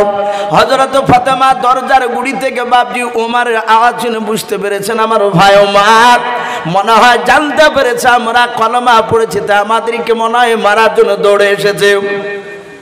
হযরত শাহিদ খাব্বাব বাপজি দুজনে পাশাপাশি বাপজি দাঁড়িয়েছিলেন। ফাতেমা ডাক দিয়ে বলেছিল, আমার খাব্বাব ভাই এখনই কোরআনটা নিয়ে তুমি আড়ালে চলে যাও, কারণ আমার ভাই ওমর কোরআনকে চিনে না, হয়তো এসে ঘরে এসে তোমার কোরআনটাকে নিয়ে হয়তো টান মেরে ছুঁড়ে ফেলে দিতে পারে। আল্লাহর নবীজির সাহাবা ওমর সেই সময় বাপজি আপনার কলমা পড়ে নাই, নবীজিকে বাপজি চিনে নাই।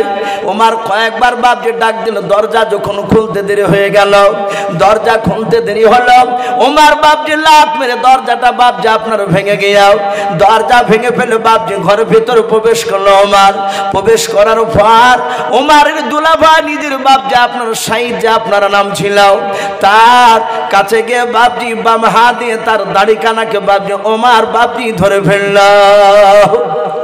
অমনি কাছে গিয়ে দাড়ি কানা ধরে বলে, এই শাহিদ ভাই, শুনলাম তুমি নাকি কলমা পড়েছো। যারা ইমানদার হয়, আল্লাহওয়ালা হয়, তারা পৃথিবীর কাউকে দেখে ভয় পায় না, একমাত্র আল্লাহকে ছাড়া। আমাদের ভয় যদি হয় কাউকে দেখে জানতে হবে যে ইমান দুর্বল আমাদের। শাহিদ চিৎকার করে বলল, ভাই শুধু আমি একাই পড়েছি তা নয়, তোমার বোন ফাতেমাও কলমা পড়ে নিয়েছে। ওমর আরো রেগে গেল, দাড়িখানা বাম হাত দিয়ে ধরে টান মেরে বাপজি ঝিক্কা মেরে ফেলে দিল। শাহিদ আগুনেতে উঠানে পড়ে গেল। ওমর নিজের দুলা ভাইয়ের বুকের উপরে দাঁড়িয়ে পা দিয়ে লাত মারতে লাগলো, বুকের বাতা ভেঙে ফেলবো বলে তলোয়ারের উল্টো পিঠ দিয়ে আঘাত করতে লাগলো।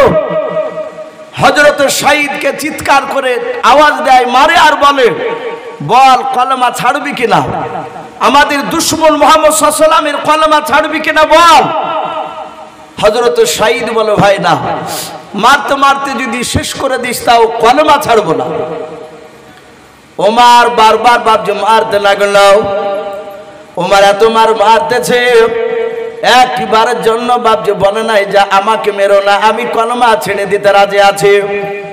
ওমর মারতে মারতে বাপজি দেখলো নিজের দুলা ভাইয়ের অনেকটা রক্ত বাপজি মাটিতে পর্যন্ত পড়েছে। হযরত ফাতেমা সঙ্গে সঙ্গে বাপজি দেখলো আমার স্বামীকে তো আর বাঁচানো যাবে না। হযরত ফাতেমা নিজের স্বামীর বুকের উপর বাপজি আপনার শুয়ে পড়ে ডাক দিয়ে বলেছিল, ভাই আমি তোমার কলিজা টুকরা বোন রে ভাই, তুমি আমাকে মেরো না। ও ভাই তুমি দয়া করে আমার স্বামীকে ছেড়ে দাও। হযরত ফাতেমার মাথার চুলগুলো বাপজি ধরে টান মেরে আগুনেতে উঠোনে ফেলে দিল। শুধু ফেলে দিল তা নাই, নিজের বোনের বাপজি বুকের উপর বাপজি ওমর দাঁড়াতে পর্যন্ত দ্বিধাবোধ করলো না। নিজের বোনের বুকের উপর দাঁড়িয়ে পা দিয়ে মারতে লাগলো। তলোয়ারের উল্টো পিঠ দিয়ে বাপজি আঘাত করে। ফাতেমার শরীর কানা কেটে কেটে বাপজি রক্ত বেরিয়ে যায়। হযরত ফাতেমাকে ডাক দিয়ে ওমর চিৎকার করে বলে, ফাতেমা এখনো সময় আছে, কলমা ছাড়, বল তোরা কলমা ছাড়বি কিনা, ডাক নিয়ে বল। ওমরের বোন ফাতেমা কাঁদানার বলেন, ওরে ভাই মারতে মারতে যদি ধোলার সঙ্গে মিশিয়ে দাও তবে আমি কথা দিচ্ছি আমি ফাতেমা আর আমি আমার স্বামী শাহিদ এরা দুজনাই আমরা কলমা পড়তে রাজি নাই। ওমর মারতে মারতে দেখলো এত মারলাও, একবারও আমার কাছে জানের ভিক্ষা চাই না। ফাতেমা আসতে করো নাই বাপজি উমার ডাক দিয়া বলো, ফাতেমা একবার তুই আমার কাছে জানের ভিক্ষা চাও। হযরত ফাতেমা ডাক দিয়া বলেন, ওগো ভাই, যেই নবীর কলেমা পড়ার জন্য তুমি আমাকে মারতে যে শুনে নাও, সেই নবী আমাদেরকে শিখে দিয়েছেন মৃত্যু শুনে না যদি হয়ে যায়, শুনে নাও একমাত্র আল্লাহর কাছে ছাড়া কারোর কাছে সাহায্য চাইবে নাও।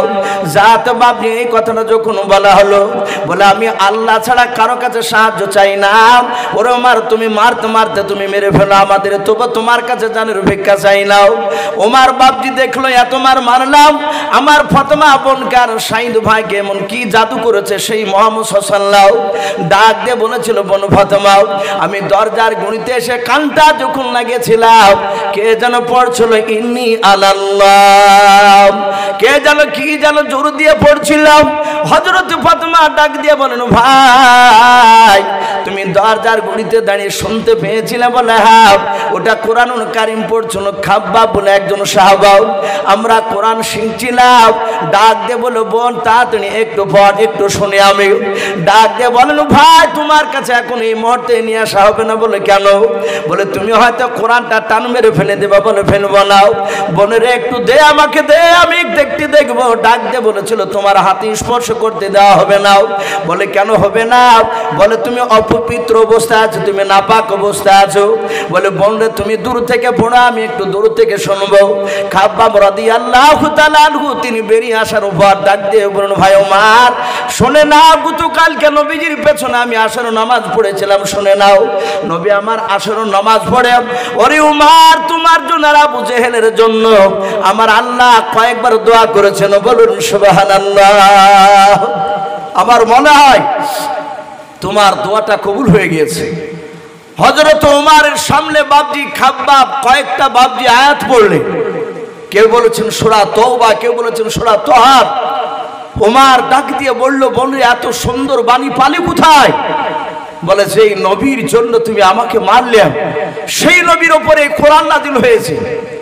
ওমর বলল, বোন এখনই তাড়াতাড়ি নিয়ে চল, আমাকে নিয়ে চল, সেই নবীর কাছে গিয়ে আমি কথাগুলো শুনবো, তার মুখ থেকে আমি কথাগুলো শুনতে চাই। তার মানে বাপজি ওমর বিশ্বনবীর কথাগুলো কান দিয়ে ভালো করে তার আগে শুনেছিলেন না। আবু জেহেল তাদেরকে শুনতে দেয়নি। যখনই বাপজি বেরিয়েছে তখনই বলেছে মুহাম্মদ সাল্লাল্লাহু আলাইহি ওয়াসাল্লামের কাছে যাব না, ওর দলের লোকেদের সাথে মিশবা না। আল্লাহ রসুলের কথা বাপজি কোরআনের কথা আল্লাহর যখনই ওমরের কানে গিয়ে ঢুকেছে, ওমর আর থাকতে পারে না। তার ভিতরকার অন্ধকার, তার দিলের ভিতরে বাপজি নূরের বাতি বাপজি আল্লাহ জ্বালিয়ে দিয়েছে। ওমর বাপজি দৌড়ে চলে গিয়েছিলেন। অনেক লম্বা ঘটনা আছে, ওদিকে আমি যাব না। আমি বলছিলাম সেই ওমর রসুলের হাতখানা ধরে বাপজি পা দুখানা জোরে ধরে বললে, ওগো নবী আমি সেই ওমর, আপনাকে আমি চিনতে পেরেছিলাম না, আমি আপনাকে তলোয়ার নিয়ে মারতে গিয়েছিলাম। ওগো নবী সেদিন চরম বেয়াদবি করে ফেলেছিলাম, নবী আপনি আমাকে সেই দিনের জন্য ক্ষমা করে দেন। আমার বিশ্ব নবী দরদে নবী রহমতের নবী বলেন, ওমর রে আমি রসুল পয়গম্বর, আমি তোমাকে ক্ষমা করে দিয়েছি। হযরত ওমর তিনি কাঁদতে লাগলেন। নবী আবার বললেন, ওগো উসমান গনি তুমি দাঁড়িয়ে যাও। এইভাবে বাপজি হাজার হাজার সাহাবা বসা, সারা পৃথিবীর শ্রেষ্ঠ নবী আমার নবী এক এক করে সাহাবার হাত ধরছেন আর ক্ষমা চাইছে। আঘাত করে থাকলে হয় মাফ করো, নাহলে প্রতিশোধ নিয়ে নাও। হযরত আবু বকর দেখলে এইভাবে সব সাহাবার কাছে এক এক করে নবী ক্ষমা চাইবে, এটা তো বেয়াদবি হয়ে যাচ্ছে আমাদের। নবী তো কোনো অন্যায় করেনি, কারো কাছে গুনাহ করেনি, নবীজির গুনাহ নাই, নবী অন্যায় কাউকে আঘাত দেয়নি। বরঞ্চ আমরা সাহাবারাই নবীর কথা অনেক সময় শুনি না। ডাক দিয়ে আবু বকর বললেন, ওগো নবী আপনি এইভাবে এক এক করে সাহাবার কাছে ক্ষমা চাইবেন না। নবী গো আমি আবু বকর, সবারই তরফ থেকে আবু বকর আমি, যেহেতু সব সাহাবা আমাকে বড় বলে মানে, ওগো রাসূল আমি আবু বকর সাহাবা, প্রতিটা সাহাবার পক্ষ থেকে আমি আপনাকে মাফ করে দিলাম। ওগো নবী আপনি আমাদের সকল সাহাবাকে আপনি অন্তর থেকে মাফ করে দেন। আল্লাহর নবী বলেন, আবু বকর আমি সবাইকে মাফ করে দিলাম, তুমিও মাফ করে নে? বলে হ্যাঁ।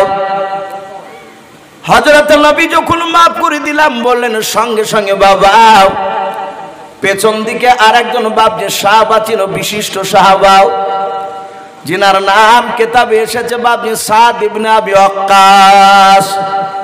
রাদিয়াল্লাহু তাআলা আনহু বাপজি হাই র‍্যাঙ্কের দামি সাহাবা। ওই সাহাবা পেছন দিক থেকে চিৎকার করে ডাক দিয়ে বলেছিলেন, ইয়া রাসূলুল্লাহ, ইয়া হাবিবাল্লাহ। সমস্ত সাহাবারা ওমরকে মাফ করে দেওয়ার জন্য দায়িত্ব দিতে পারে আপনার সামনে, কিন্তু আমি সাদ ইবনে আবি ওয়াক্কাস, আমি আপনাকে অতক্ষণ পর্যন্ত আমি ক্ষমা করব না, মাফ করব না। নবী গো, যতক্ষণ পর্যন্ত আমি আপনাকে নিজ হাতে আমি মেরে প্রতিশোধ না নিতে পারবো, জোরে বলুন সুবহানাল্লাহ। নবীকে মারবো বলেছে সাদ ইবনে আবি ওয়াক্কাস। সব সাহাবা আশ্চর্য হয়ে গেলেন। আবু বকর কাঁদেন আর বলেন, ভাই রে, নবীকে মারা তো দূরের কথা, নবীর দিকে চোখটা টেढ़ा করে তাকালে ইমান নষ্ট হয়ে যায়, আর তুই নবীকে মারবো বলছিস? হযরতে সাদ ইবনে আবি ওয়াক্কাসের মেজাজ একদম হাই টেম্পার হয়ে আছে। ডাক দিয়ে বলে, তোমরা মাফ করতে পারো, আমি মাফ করব না। আল্লাহ রাসূল বললেন, ওগো সাহাবা, ওকে ছেড়ে দাও। ওমর সকল সাহাবা বলছে, নবী একটু সময় দেন, ও সাহাবা হয়তো ভুল করেছে, আমরা একটু বুঝিয়ে দেখি, সে যদি ক্ষমা করে দেয়। আল্লাহ রাসূল বসে বসে শুনছে। সব সাহাবারা বললেন, ভাই সাদ ইবনে আবি ওয়াক্কাস, নবীকে মাফ করে দাও, নবীকে মেরো না। একই কথা বলছেন, আমি কারো কথা শুনবো না। লাস্টে আবু বকর বললেন, ভাই সাদ ইবনে আবি ওয়াক্কাস, শুনে নাও, আমরা যতগুলো সাহাবা আছি সব সাহাবারা আমরা যা একটু ভালো কাজ করেছি, আল্লাহ যদি তার বিনিময়ে যদি নেকি দান করে, আমাদের সকল সাহাবারা আমাদের তরফ থেকে সব নেকিগুলো তোমাকে দান করে দিচ্ছি, ভাই তার বিনিময়ে রাসূলকে মাফ করে দাও। সাদ ইবনে আবি ওয়াক্কাস বলল, আমি নিব না, আমি ক্ষমা করব না, আমি রাসূলকে মারবই। লাস্টে আবু বকর সিদ্দিক রাদিয়াল্লাহু তাআলা আনহু তিনি কাঁদেন আর বলে, ভাই সাদ ইবনে আবি ওয়াক্কাস, তুমি তো জানো আমি আবু বকর, আমার বিশ্বনবী আমার নেকির ব্যাপারে, আমার মর্যাদার ব্যাপারে অনেক সময় তোমাদের সামনে বলেছে। আপনারা সকলেই জানেন, আমার বিশ্বনবী আবু বকরকে যেদিন মক্কা থেকে হিজরত করে নিয়ে গিয়েছিলেন, সেই দিনকে রাত্রে নবীজির বন্ধু আবু বকরের ব্যবহার দেখে আমার বিশ্বনবী এত খুশি হয়েছিলেন। আর আল্লাহ কোরআনে বলেছেন, কুল ইন কুনতুম তুহিব্বুনাল্লাহ ফাত্তাবিউনি ইউহিব্বুকুমুল্লাহ ওয়া ইয়াগফির লাকুম যুনুবাকুম ওয়াল্লাহু গফুরুর রহিম। আমার আল্লাহ বলেছেন, হে রাসূল আপনি বলুন, আমার সান্নিধ্য লাভ করতে হলে, আমার জান্নাত নিতে হলে, ফাত্তাবিউনি, হে রাসূল আপনার জন্য ইত্তেবা অনুসরণ করে যেন চলে। ওগো আমার বিশ্বনবী, আপনার ইত্তেবা অনুসরণ করে চললে ইউহিব্বুকুমুল্লাহ, আমি আল্লাহ তাকে ভালোবাসবো, বলুন আলহামদুলিল্লাহ। আমার বিশ্বনবীর বন্ধু আবু বকর বললেন, ওগো ভাই সেই রাত্রি নেকির ব্যাপারে তুমি জানো, আপনারা সকলে জানে, আমার বিশ্বনবীর ওপর যখন মক্কা নগরে বাপজি অত্যাচার বেড়ে গেল, আমার রহমতের নবীকে দিন দিন মানুষের এত মারতে লাগলো, আমার সঙ্গে সঙ্গে জিবরিল আলাইহিস সালাম আল্লাহর হুকুমে এসে বললেন, ওগো নবী আপনাকে মক্কা ছেড়ে মদিনায় চলে যেতে হবে। আমার রাসূল বললেন, ওগো জিবরিল এই মুহূর্তে কি যাওয়া লাগবে? বলে, না আমি তা জানি না, এখনই যেতে হবে তা বলেননি আল্লাহ, তিনি এতটুকু বলেছেন, আল্লাহর যেদিন অর্ডার হবে সেদিন আপনাকে এসে বলবো, আপনি আর আপনার বন্ধু আবু বকর দুজনাকে মক্কা ছেড়ে মদিনায় চলে যাওয়া লাগবে। সঙ্গে সঙ্গে জিবরিল আলাইহিস সালাম তিনি চলে গেলেন, অদৃশ্য হয়ে গেলেন। নবীর কাছে কোনো কথা নতুন আসলে সঙ্গে সঙ্গে দৌড়ে গিয়ে নবীর বন্ধু আবু বকরের কাছে বলতেন, বলুন আলহামদুলিল্লাহ। নবী আমার আবু বকরের বাড়িতে গিয়ে বলেন, আবু বকর এই কিছুক্ষণ আগে জিবরিল এসেছিলেন, আমাকে আর তোমাকে মক্কা ছেড়ে মদিনায় চলে যেতে হবে। হযরত আবু বকর বলছেন, লব্বাইক রাসূলুল্লাহ, আমি এখনই তৈরি আছি, বলুন আলহামদুলিল্লাহ। নবী বলেন, আবু বকর এখন নয়, বলো কখন যেতে হবে, কবে যেতে হবে নবী বলুন। আল্লাহর নবী বলেন, আবু বকর সেটাও বলেননি, কিন্তু এতটুকু কথা বলেছেন, যেদিন আল্লাহর অর্ডার হবে সেদিন এসে তোমাকে ডেকে নিয়ে চলে যাব। ও বাপজি ভাইয়েরা, শুধু এতটুকু কথা ওমরকে শোনালেন না, আবু বকরকে শোনালেন। আবু বকর এমনি এমনি দামি হয় নাই, সব সাহাবার চেয়ে বাপজি নেকির দিক দিয়ে বাপজি এত দামি এমনি হয় নাই। আবু বকর সেদিন থেকে আর বিছানায় ঘুমাই নাই, বলুন আলহামদুলিল্লাহ। যেদিন বাপজি রাসূলুল্লাহ রাত্রিবেলা শুয়ে আছে, ৬০০০ বেঈমান মুশরিক কাফেরের বাচ্চারা নবীজি চারিদিকে বাড়ি ঘেরাও করে নিয়ে দাঁড়িয়ে আছে। নবী সেদিন বেরোলেই রাসূলকে জবাই করবে। জিবরিল আলাইহিস সালাম এসে বললেন আসসালামি করো, আসসালামু আলাইকা ইয়া রাসূলুল্লাহ। নবী সালামের উত্তর দিয়ে বলেন জিবরিল ভাই এত রাত্রিতে কেন?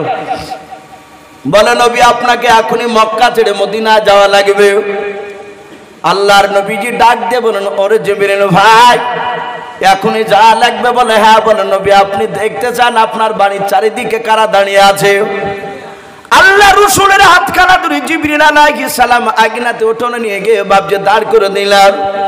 বলে নবী আপনি চারিদিকে তাকে দেখুন। নবীজি তাকে দেখলেন ৬০০০ বেঈমান মুশরিক কাফেরের বাচ্চারাও নবীর চারিদিকে গোল করে বাবজি ঘেরাও করে নিয়ে দাঁড়িয়ে আছে। নবী বলেন জিবরিল ভাই এখন আমি কেমন করে এখান থেকে বেরিয়ে যাব তুমি বলে দাও। বলে নবী চিন্তা করবেন না, আপনাকে বেরিয়ে দেওয়ার ব্যবস্থা আল্লাহ করে দেবেন, আমাকে পাঠিয়েছে আপনাকে বের করে দেওয়ার জন্য। আল্লাহর নবীজির বাপজি আপনার জিবরিল আলাইহিস সালাম নবীর হাতখানা ধরলেন, সূরা ইয়াসিন থেকে বাপজি একটা আয়াত বাপজি তেলাওয়াত করে বাবা ফু দিয়ে ছেড়ে দিলেন ধুলোগুলো। সব ধুলোগুলো কাফেরের চোখে বাপজি আপনার পড়ে গেল। তারা তলোয়ার রেখে দিয়ে চোখ মচলাতে বাপজি শুরু করলো। আল্লাহর নবীজির বিছানায় নবীজির জামাই আলী রাদিয়াল্লাহু তাআলা আনহুকে বিছানায় শুইয়ে দিয়ে বাবা আবু জেহেল আর সাইবা, কেউ বলেছেন আবু জেহেল আর উদবা, এরা দুজনে পাশাপাশি ছিল। ওদের পা দিয়ে আল্লাহর নবীজিকে বাপজি বের করে দিলেন। আল্লাহর নবীজি যাওয়ার পর আস্তে করে বাপজি আবু বকরের বাড়ির দরজায় গিয়ে ডাক দিয়ে বলেছেন আবু বকর। কেউ বলেছেন শুধু আবু শব্দটা বের করেছিলেন। সঙ্গে সঙ্গে বাপজি লব্বাইকা রাসূলুল্লাহ বলে আবু বকর বাপজি ঝাঁপ দিয়ে দিলেন।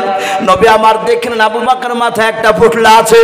আল্লাহর নবীজি আশ্চর্য হয়ে বলেন আবু বকর, ওরে আবু বকর তোমার মাথার পোটলা কেন তুমি একটু বলো। বলে নবী গো মক্কা ছেড়ে মদিনা যেতে গেলে কিছু খাবারের প্রয়োজন হতে পারে। নবী গো খাবার দোকান আনতে গেলে লোকেরা দেখে নেবে, বেঈমান আবু জেহেলের কাফেরের লোকেরা তারা ধরে নিয়ে গিয়ে আপনাকে মারবে আমাকে মারবে।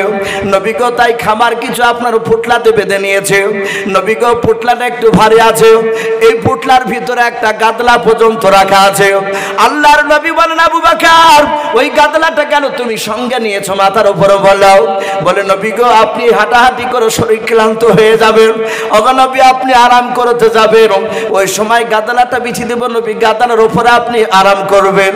নবী আমার তাকে থেকে আবু বকরের কথা শুনলেন, ডাক দিয়ে বলেন আবু বকর আজকে কি তোমাকে ডাকবে এটা কি তুমি আগে থেকে জানতে বলো। আবু বকর বলে হুজুর না আমি জানতাম না। বলে এই আবু বকর তাহলে তুমি কেন আজকে তুমি ফুটটা মাথায় করে নিয়ে রেডি হয়ে দাঁড়িয়েছিলে বলো। বলে হুজুর শুধু আজকে নয়, ও নবীজি আপনি সেই দিন কে বলেছিলেন আবু বকর রে তোমাকে আর আমাকে একদিন মক্কা ছেড়ে মদিনায় যাওয়া লাগবে। আমি সেদিন বলেছিলাম নবী কবে যেতে হবে আপনি বলুন ডেটটা বলুন। বলেছিলেন আমি জানি না। ওগো নবী আপনি বলেছিলেন আল্লাহর যেদিন অর্ডার হবে সেই দিন এসে তোমাকে ডেকে নিয়ে চলে যাবো আবু বকর। ওগো আল্লাহর নবী আজ থেকে প্রায় কোন রাবি লিখেছেন বাপজি 6 মাস আগে বাপজি কথাটা বলেছিল। বলুন সুবহানাল্লাহ। আল্লাহর নবীর বন্ধু আবু বকর বলে নবীজি ওই 6 মাস থেকে খোদার কসম কেটে বলে নবী গো এশার নামাজ আপনার পেছনে জামাতে পড়ে আসার পর এ পোটলা মাথায় করে নিয়েও ও নবীজি আমার বাড়ির দরজার গুড়িতে পিঠ লাগিয়ে দাঁড়িয়ে আমি কানটা দরজার বাইরে আমি একটু লাগিয়ে রাখতাম। ওগো নবীজি একটু ফলো করে থাকতাম। আল্লাহর নবীজি কখন এসে ডাক দেবে আর আমি দৌড়ে বেড়ে যাব। ওগো আল্লাহর নবীজি আমি যদি নিদ্রা থেকে যাই নবী আপনি এসে ডাক দিবেন আবু বকর, ও আবু বকর করে ডাক দিবেন নবী গো আপনার আওয়াজখানা যদি একবার শুনতে না পাই, ও নবীজি 2 বার শুনতে না পেলে নবী গো হয়তো বেঈমান আবু জেহেলের কাফেররা আপনার আওয়াজ শুনে হয়তো আপনাকে ধরে ফেলবে, আপনাকে আঘাত করবে। নবী কিয়ামতের ময়দানে আল্লাহ যদি একটিবার যদি বলে আবু বকর আমার নবী এসে তোমার বাড়ির দরজায় 2 বার ডাক দিয়েছিল কেন তুমি আওয়াজ দিতে পারো নাই। ওগো নবী এই কারণে সারা রাত ফজর পর্যন্ত আমি দাঁড়িয়ে থাকতাম। নবী আজও সেই দিনকার মতো আজও দাঁড়িয়েছিলাম। ওগো নবীজি আর কথা বলা যাবে না, তাড়াতাড়ি চলুন আপনি কোথায় নিয়ে চলে যাবেন। আল্লাহর নবী বলেন আবু বকরকে সাথে নিয়ে যাও। আমার সঙ্গে সঙ্গে আবু বকর যখন চলতে লাগলো আল্লাহর নবী বলেন আমি অনেকটা রাস্তা লক্ষ্য করে দেখলাম আবু বকরকে। আবু বকর রাস্তা দিয়ে যেতে যেতে বাবা একবার নবীজির ডান পাশে যায় আর একবার নবী বলেন দেখি দৌড়ে গিয়ে বাম পাশে চলে যায়। আবার আবু বকরকে দেখতে পাই আবু বকর সামনের দিকে দৌড়ে যায়, আবার সামনের দিক থেকে পেছন দিকে দৌড়ে চলে যায়। আল্লাহর নবী বলেন অনেকটা রাস্তা চলে গেল আবু বকর আমার সঙ্গে এভাবে বারবার চারিদিকে শুধু আমার চারিদিকে ছোটাছুটি করে। আল্লাহর নবী মনে মনে ভাবলেন মনে হয় আমার আবু বকর তার বিবি রুম্মানের জন্য হয়তো মনটা খারাপ করে, তার বিটা আয়েশা আসমার জন্য হয়তো মনটা খারাপ করে। আল্লাহর নবী বলেন আবু বকর একটু দাঁড়াও। নবী আবু বকর হাতটা ধরে বলেন আবু বকর রে, আমার বাড়ি থেকে নয় তোমার বাড়ি থেকে আমি লক্ষ্য করে দেখলাম তুমি আমার সঙ্গে যাচ্ছিলাও, একবার সামনের দিকে একবার বাম দিকে আবার পেছন দিকে। এই আবু বকর চারিদিকে তুমি দৌড়াদৌড়ি করে বুঝি তোমার বাড়ি যেন মনটা বড় খারাপ করে। আবু বকর কাঁদেন আর বলে নবীজি আপনাকে এত ভালোবাসে নবী গো। ওগো আল্লাহর নবী শুনে না, আপনার সাথে থাকলে আমি পৃথিবীর সব কিছু ভুলে যাই। বলুন সুবহানাল্লাহ। বলে নবী তুমি কেন চারিদিকে আবু বকর তুমি দৌড়াছিলে বলো। আবু বকর বলে হুজুর আমি ডান দিকে কেন যাচ্ছিলাম বাম দিকে কেন যাচ্ছিলাম আপনি জানেন না বলে নাও। ওরে আবু বকর গায়েবের খবর অদৃশ্য খবর আল্লাহ ছাড়া কেউ জানে না, এই জন্য আমি জানি না তোমার অন্তরের কথাও কেন তুমি চারিদিকে দৌড়াদৌড়ি করেছিলে তুমি বলো। আল্লাহর নবীজিকে ডাক দিয়ে আবু বকর বলে হুজুর আজকে রাত্রিবেলায় আমি ডান দিকে চলে যাচ্ছি আপনার সাথে কেন শুনে নাও, আজকে যে রাত্রিবেলায় মক্কা ছেড়ে মদিনায় আমরা পালিয়ে যাচ্ছি। ওগো আল্লাহর নবীজি এই কথাটা কোন রকমে যদি আবু জেহেলের লোকেরা গতকালকে যদি টের পেয়ে যায় জানতে পেরে যায় হয়তো আবু জেহেলের লোকেরা এই রাস্তার দিকে হয়তো চারিদিকে বেঈমানেরা তীর ধনুক নিয়ে দাঁড়িয়ে থাকবে। নবী গো ডান দিকের বাহু দেখে হয়তো বেঈমানেরা ডান দিকের কাফেররাও আপনার বাহুখানা দেখে ডান দিকে লক্ষ্য করে হয়তো তারা তীরখানা ছড়বে। ও নবী আপনার বন্ধু আবু বকর ডান দিকে এই কারণে দৌড়ে যায় ডান দিকের তীরটা যেন আপনার শরীরে না গেঁথে গিয়ে আপনার বন্ধু আবু বকরের যেন গায়ে যেন গেঁথে যায়। বলুন সুবহানাল্লাহ। আল্লাহর নবী বলেন রে আবু বকর এই কারণে চারিদিকে তুমি দৌড়ায় বলে হ্যাঁ নবীজি চারিদিকের তীরগুলো যেন আবু বকরের গায়ে লাগে। নবী জান থাকাকালীন পর্যন্ত আপনার যেন শরীরে যেন না গেঁথে যায়। আল্লাহর নবী আর থাকতে পারলেন না, আবু বকরকে বুকের সাথে বাবজি জোড়ে ধরে গালে মুখে সোমা দিয়াও। আল্লাহর নবী বলেন আবু বকর এত ভালোবাসো তুমি আমাকে বলে হ্যাঁ। আবু বকর শুনে না আমি পয়গম্বর রসুল বললাম তুমি এত ভালোবাসে এত তোমাকে মহব্বত আমি করে শুনে নাও আজকে রাত্রির নেকিটা শুনে নাও। অন্য কোনো উম্মাত কেন সারা পৃথিবীর উম্মাতেরা একদিকে যদি হয় তোমার আজকে রাত্রির নেকির সমান কেউ হতে পারবে না। বলুন সুবহানাল্লাহ। সেই আবু বকর ডাক দিয়ে বলছেন ভাই সাদ ইবনে আবি ওয়াক্কাস আমার ওই রাত্রির নেকিটা পর্যন্ত আমি তোমাকে দান করে দিয়েছি তুমি রাসূলকে maaf করে দাও। সাদ ইবনে আবি ওয়াক্কাস বলেন ভাই আবু বকর আমি তবু তোমাকে আমি রাসূলকে maaf করব না, আমি ওই রাত্রি নেকি নিব না, তুমি আমাকে রাসূলকে মারতে দাও।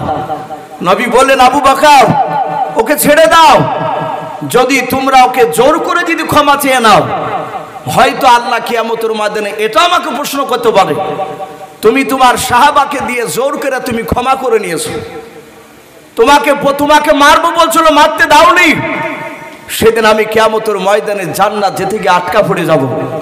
কিয়ামতের ময়দানে তো সূক্ষ্ম বিচার হবে সেদিন। হে আমার আবু বকর ওর প্রতিশোধ নিতে দাও।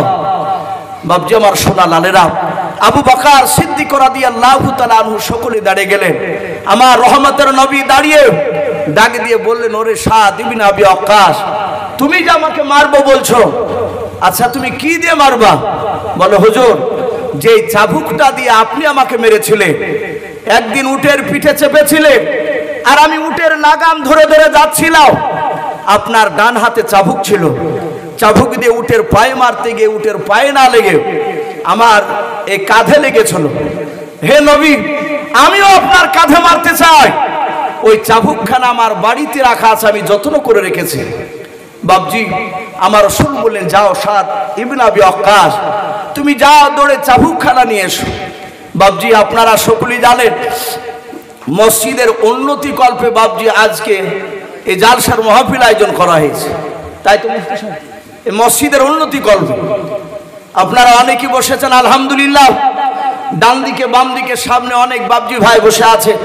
মুফতি সাহেব একটু ইশারা করলেন ভাই আপনি একটু কালেকশনের দিকে একটু বলুন, তাই বেশি নয় বাবজি মিনিট 15 মতো বেশি কষ্ট দিব না, কারণ আমার পরে আরেকজন ভালো বক্তা রয়েছে, উনি আসবেন, ওনাকেও বাবজি একটু সময়ের দরকার রয়েছে। আর রাত্রি বেশিরভাগ 11টা বাজতে চললে মানুষ আর থাকতে চাইছে, এই জন্য বাবজি আরব শেখ 300 টাকা দিয়েছেন, আল্লাহ তার দানকে কবুল করুন, বলুন আল্লাহুম্মা আমিন। তাই বাবজি আপনারা এখানে বসে আছেন মসজিদকে তৈরি করার জন্য, আলহামদুলিল্লাহ ঘর তো সুন্দর হয়েছে, আরো কাজ রয়েছে। তাই প্রতিটা বাবজি ভাই এখানে যারা আছেন মিনিট 15 মতো একটু বাবজি আপনাদের কাছে দেখতে চাই, 2000, 1000, 5000 বাবজি যে যা পারবে একটু হাত উঁচু করে আল্লাহর ঘরকে তৈরি করার জন্য বাবজি একটু নামটা লেখা ইনশাআল্লাহ। মাশাআল্লাহ, নাম বলে না, বেনামিতে একজন 500 টাকার দাতা, বলুন মারহাবা। আল্লাহ তার 500 টাকা দানকে আল্লাহ কবুল করুন, বলুন আল্লাহুম্মা আমিন। আর একজন 600 টাকা দিয়েছেন, আল্লাহ তার দানকে কবুল করুন। খলিল শেখ কত? মাশাআল্লাহ, দেখেন খলিল সাহেব বাগজাপাড়া থেকে, উনি 1000 টাকার দাতা, বলুন মারহাবা। আল্লাহ তার 1000 টাকা দানকে আল্লাহ কবুল করুন। ওগো মাওলা, তুমি তো আলিম ও মিদাতি সুদূর, ওগো আল্লাহ যারা যেই নিয়তে দান না করছে তার নিয়তকে পরিপূর্ণ করে দাও, বলুন আল্লাহুম্মা আমিন। আল্লাহ যারা দান করছে, যারা করতে পারে নাই, তাদের সকলে হায়াতে তয়বা সিহাতে কুল্লিয়া দান করুন, বলুন আল্লাহুম্মা আমিন।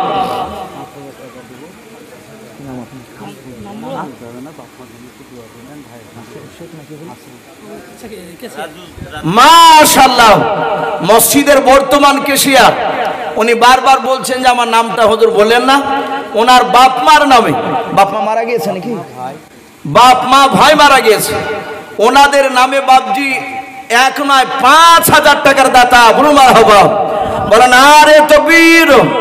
আল্লাহ রাব্বুল আলামিন তার 5000 টাকার দানকে আল্লাহ কবুল করে নিও, তার বাপ মা এবং ভাই তাদের সকলে কবর আযাবকে maaf করুন, বলুন আল্লাহুম্মা আমিন। আল্লাহ তুমি তার হায়াতে কুল্লিয়া সিহাতে কুল্লিয়া হায়াতে তয়বা তুমি দান করো, বলুন আল্লাহুম্মা আমিন। বাবু শেখ 200 টাকা, বলেন মারহাবা, নারে তাকবীর। এ বাবু শেখ নামে দেখো বান্দা কোথায় যে ছিলাও, বাপ মায়ের নামে দেখো 200 টাকা দিলাও, যার সাথে যে নিয়াতে 200 টাকা করে গেল দান, দানকে কবুল করো তুমি সবার। অগবারি দোয়া করে অগপাক বাণী মিজানেতে নেকির পান্না করে দিও ভাই, আল্লাহুম্মা আমিন। ভাই একটু তাড়াতাড়ি আসো ভাই, একটু ঝটঝট করে আসে, আমি ঘটনাটা বলতে বলতে একটু রেখে দিয়েছে ভাই, আর কয়েক মিনিট বলে ইনশাআল্লাহ আপনাদের কাছ থেকে বিদায় নিব। এ রাজু শেখ নামে দেখো বান্দা কোথায় যে ছিলাম, আল্লাহ নাম শুনে দেখো 500 টাকা দিলাম, 500 টাকা বলে মনে করিও না হেলাও, নেকের খাতায় মলা লিখিও গো মেলাও, যার সাথে যে নিয়াতে করিয়াছে দান, দানকে কবুল করো তুমি সুবহানাল্লাহুম্মা আমিন। আসো ভাই ও মা বোনেরা, মা বোনেরা আপনারাও 500, 1000, 200, 100 যে যা পারবে, ছোট ছোট বাচ্চা ছেলের হাত একটু পাঠিয়ে দিবে।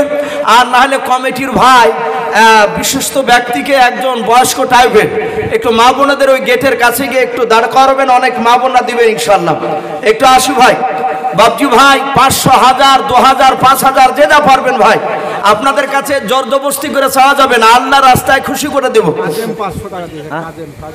এ কাজম নামে দেখো বান্দা কোথায় যে ছিলাম, আল্লাহ নাম শুনে দেখো 500 টাকা দিলাম, যার সাথে যে নিয়াতে করিয়াছে দান, দানকে কবুল করো তুমি সুবহানাল্লাহুম্মা আমিন।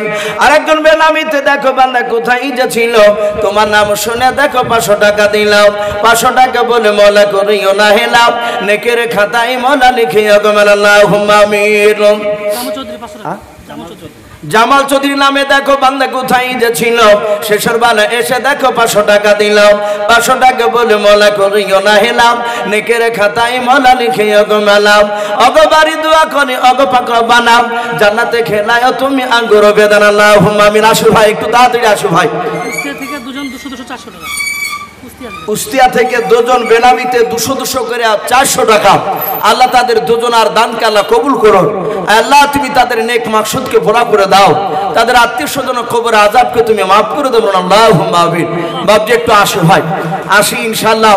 আরেকজন বক্তা প্রায় সময় হয়ে এসেছে আশা করি, আর হয়তো কিছুক্ষণ মধ্যেই উনি হয়তো চলে আসবে।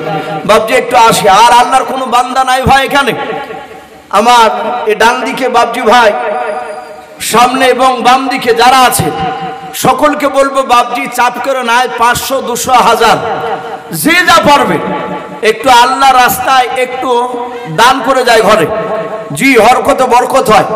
আমরা লজ্জা করবো না, 100-200 টাকা থাকলেও দিব ইনশাল্লাহ, লজ্জার কোনো কারণ নাই। এ দেখেন আরেকজন বেলাবিত ভাই আমার 100 টাকা দিয়েছেন, আল্লাহ তার দানকে কবুল করুন।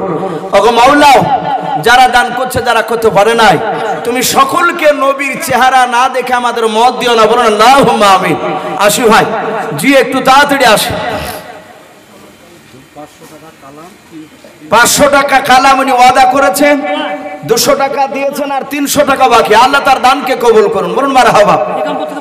হিকমপুর থেকে একটা যুবক ভাই, উনি 500 টাকার দাতা, বলুন মারহাবা।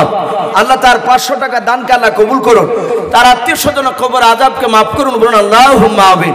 ভাই একটু তাড়াতাড়ি আসো ভাই, জি আল্লাহর ঘরকে তৈরি করার জন্য বেনামিতে 200 টাকা, আল্লাহ তার দানকে কবুল করুন। ওগো মাওলা, অনেকে নাম বলতে লজ্জা করেছে, মাওলা তুমি তো তাদেরকে চেনো, আল্লাহ তুমি তাদেরকে গোপনে তুমি তাদের উদ্দেশ্য পূরণ করে দাও, বলুন আল্লাহুম্মা আমিন। মাইনুল আনসারী সাহেব 500 টাকা দিয়েছেন, বাপ মার জন্য দোয়া চেয়েছে, আল্লাহ তুমি তার 500 টাকা দানকে কবুল করে নাও, তার বাপ মা কবর আযাবকে তুমি মাফ করে দাও, বলুন আল্লাহুম্মা আমিন। আসি ভাই, দেরি না করে একটু ঝটঝট করে আসি, জি 500, 1000, 2000, 5000 যে যা পারবেন বাপজি একটু এগিয়ে আসি, আমরা দানের হাতটা একটু বাড়াই। আরো দুজন ব্যক্তি 100 করে 200 টাকা দিয়েছে, আল্লাহ তাদের দানকে আল্লাহ কবুল করুন, বলুন আল্লাহুম্মা আমিন, আল্লাহুম্মা আমিন। ভাই আসি, জি ওগো মা বোন, আপনাদের নাম এখনো পর্যন্ত একজনেরও পায়নি, ওই দেখুন ওই বাচ্চা ছেলেটার একটু ধরে নেন টাকাটা। আসি মা বোন, আপনারা যে যা পারবেন নামটা জিজ্ঞাসা করেন, কি নাম তোমার? ফারজিনা, ফারসিনা, ফারসিনা 400 টাকার দাতা, বলুন মারহাবা, নারে তাকবীর। এই ফারসিনা নামে দেখো বিটি কোথায় যে ছিলাও, আল্লাহ নাম শুনে দেখো 400 টাকা দিলাও, 400 টাকা বলে মনে করিও না হেলাও, নেকের খাতায় মলা লিখিও গো মেলাও, যার সাথে যে নিয়াতে করিয়াছে দান, দানকে কবুল করো তুমি সুবহান। আমি পাপী গুনাহগার দোয়া নাহি জানি, ফারসিনা বিটির জন্য দোয়া করবে ফাতেমা জননী, আল্লাহুম্মা আমিন। মাশাআল্লাহ, ইসলামপুর থেকে একজন বেনামিত ভাই 1000 টাকা। এই বেনামিতে দেখো ভাই কোথায় কোথায় যে ছিল, বাপ মার নামে দেখো 1000 টাকা দিল, যার সাথে যে নিয়াতে করিয়াছে দান, দানকে কবুল করো তুমি সুবহানাল্লাহ, আল্লাহুম্মা আমিন। কত 200 একটা নিয়ে দিয়েছে বেনামি। আর একজন বেনামিত মা আমার পর্দা নাড়ানো হতে কোথায় যে ছিল, এসে দেখো মালা 200 টাকা দিল, যার সাথে যে নিয়াতে বেনামিত মা আমার 200 টাকা করিয়াছে দান, দানকে কবুল করো তুমি সুবহান। অগবাড়ি দোয়া করে অগপাকে বাড়ি, মিজানিতে নেকির পানা করে দিও ভারী। আর একজন বাপজি দেখো বেনামিতে কোথায় যে ছিল, আল্লাহর নাম শুনে দেখো 100 টাকা দিল। ছেলে মারা গেছে, বাবা দিলেন, ছেলে মারা গেছে তার আব্বা যান 1000 টাকার দাতা। বাপ বেঁচে থাকতে তার ছেলে যদি মারা যায়, তাহলে সে বাপ জানে যে কত কষ্ট হয় তার ভিতরে। নিজের ছেলেকে নিজে হাতে মাটি দিয়েছে তার সন্তানের জন্য, বাপে 1000 টাকা দিয়েছেন, আল্লাহ তুমি 1000 টাকার দানকে কবুল করে নিয়ে তার ছেলের কবর আযাব তুমি মাফ করে দাও। ওগো মাওলা, তুমি এক্ষুনি জান্নাতি পোশাক তার শরীরে পরিয়ে দাও, বলুন আল্লাহুম্মা আমিন। আল্লাহ তুমি তার বাপকে সবরে জামিল দান করো। বেনামিতে 150 টাকা, আল্লাহ তার দানকে কবুল করো। আল্লাহ যারা দান করছে যারা করতে পারে নাই, তুমি সকলকে মাওলা রাসূলের চেহারা না দেখে আমাদের মত দিও না, বলুন আল্লাহুম্মা আমিন, আল্লাহুম্মা আমিন। বাপজি একটু ঝটঝট করে আসো বাপ, শোনা আমরা যে যা পারবো ভাই, 200, 100, 500, 1000, 2000 আল্লাহর ঘরকে তৈরি করার জন্য অনেক বাপজি আপনার কাজ আছে। মসজিদ আলহামদুলিল্লাহ এসি ফিট করার মতনই ক্যাপাসিটি করেছে, কাঁচমাত সবই ফিট করা আছে, শুধু এই সিঁড়ির কাছে একটা কাঁচ লাগালে আর এসি লাগালি হয়ে যাবে। যদি কোনো আল্লাহর বান্দা মনে করেন যে আমি আল্লাহর ঘরে একটা এসি দান করব, যদি কোনো বান্দা থাকে ইনশাআল্লাহ বাপজি আপনারা একটু হাত উঁচু করে দিতে পারেন। একটা এসি একজনায় কিংবা 2-3টে বন্ধু যদি থাকে, আপনারা বসে বসে আলোচনা করে 2টো বন্ধুতে মিলেও দিতে পারেন। আল্লাহর ঘরকে বাপজি ঠান্ডা করার জন্য কিয়ামত পর্যন্ত বাপজি নেকি পাবে। মানুষেরা নামাজ পড়বে, নিশ্চয় বাপজি আপনার জান্নামে দিবেন, তার আমল নামায় বাপজি নাকি ইনশাআল্লাহ জমা হবে। আসি ভাই, আল্লাহর ঘরকে তৈরি করার জন্য অনেক কাজ বাকি আছে। শুনলাম ওই সিঁড়ি নিচে ওখানে নাকি বাথরুম হবে, একটু অসুবিধা জায়গা, যেহেতু শর্ট জায়গা, তাই ইনশাআল্লাহ অনেক টাকা দরকার বাপজি। কোন আল্লাহর বান্দা, কোনো বান্দি, ভাই বোন বাপজি যারা এখানে আছে, আপনারা 200, 100, 500, 1000 যে যা পারবে একটু আল্লাহর ঘরকে তৈরি করার জন্য বাপজি একটু আসি। আর কেউ নাই ভাই? জি, আমি 15 মিনিট আপনাদের কাছে বাপজি একটু চাইবো বলেছিলাম, প্রায় 15 মিনিট হতে চললো। জি, থাকলে কোন আল্লাহর বান্দা, এই মসজিদের অনেক কমিটি ভাই আছেন, ভাই অনেক কমিটিরা আছেন, 200, 100, 500 যে যা পারবে একটু আসি আল্লাহর ঘরকে তৈরি করার জন্য। আমি আপনাদের কাছে আর কিছুক্ষণ আলোচনা করি, ইনশাআল্লাহ আমি বিদায় নিব। জি, রাত্রি প্রায় আপনার 10:30 বাপজি পার হতে চললো।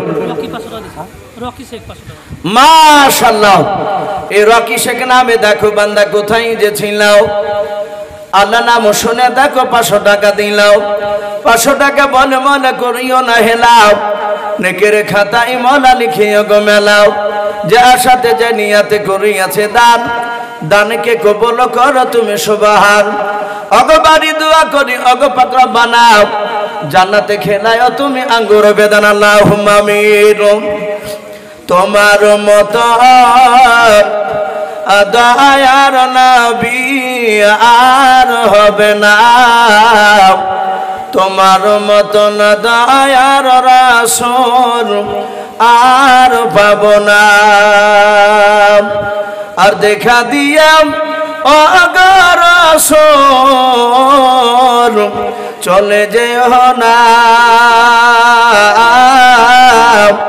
তোমার মতন দয়ার রাসূল আর হবে না, তোমার মতন দয়ার নবী আর হবে না।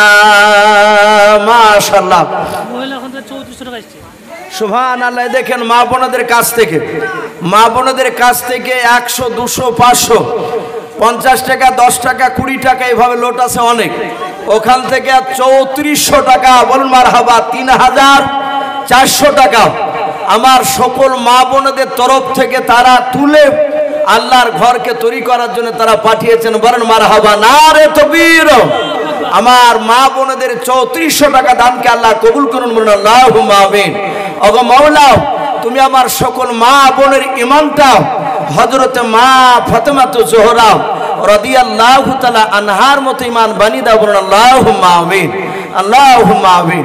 আসি ভাই, আর কোন যদি আল্লাহর বান্দা থাকেন শেষের বেলায়, জি একটু আসি, 200, 500, 1000 আল্লাহর ঘরকে তৈরি করার জন্য ভাই একটু আসি আল্লাহর ঘরকে তৈরি করার জন্য।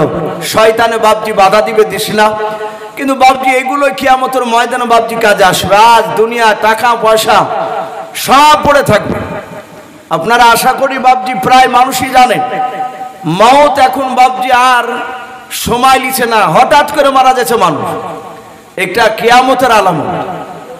মানুষ নামাজ পড়ে আস্তে আস্তে বলছে চায়ের দোকানে চা খাচ্ছিল, মানুষটা মারা গেছে। কে বলছে মাঠে ভুল রাতে গিয়ে মারা গেছে। এগুলো কিয়ামতের আলামত বাপ। কার কখন মওত বাপজি চলে আসবে আমরা কেউ জানি না। হয়তো আমাদের মধ্যে থেকে কোনো বান্দা, কোনো বান্দির হয়তো বাপজি কাপড়ের দোকানে চলে এসেছে, আমরা হয়তো জানি না। তাই বাপজি আমরা সাবধান হই এবং আল্লাহ রাস্তায় কিছু দান করার চেষ্টা করি ভাই। জি আসি, দান করলে বাপজি ফুরাই না, বরকত হয়, এটা নবীর কথা। দান দিয়ে একবার পরীক্ষা করে দেখুন, ইনশাল্লাহ ইনশাল্লাহ দিবে, আল্লাহ বরকত দিবে, এটা রসুলের কথা। কেশিয়ারের ভাইরা উনি কত দিয়েছে?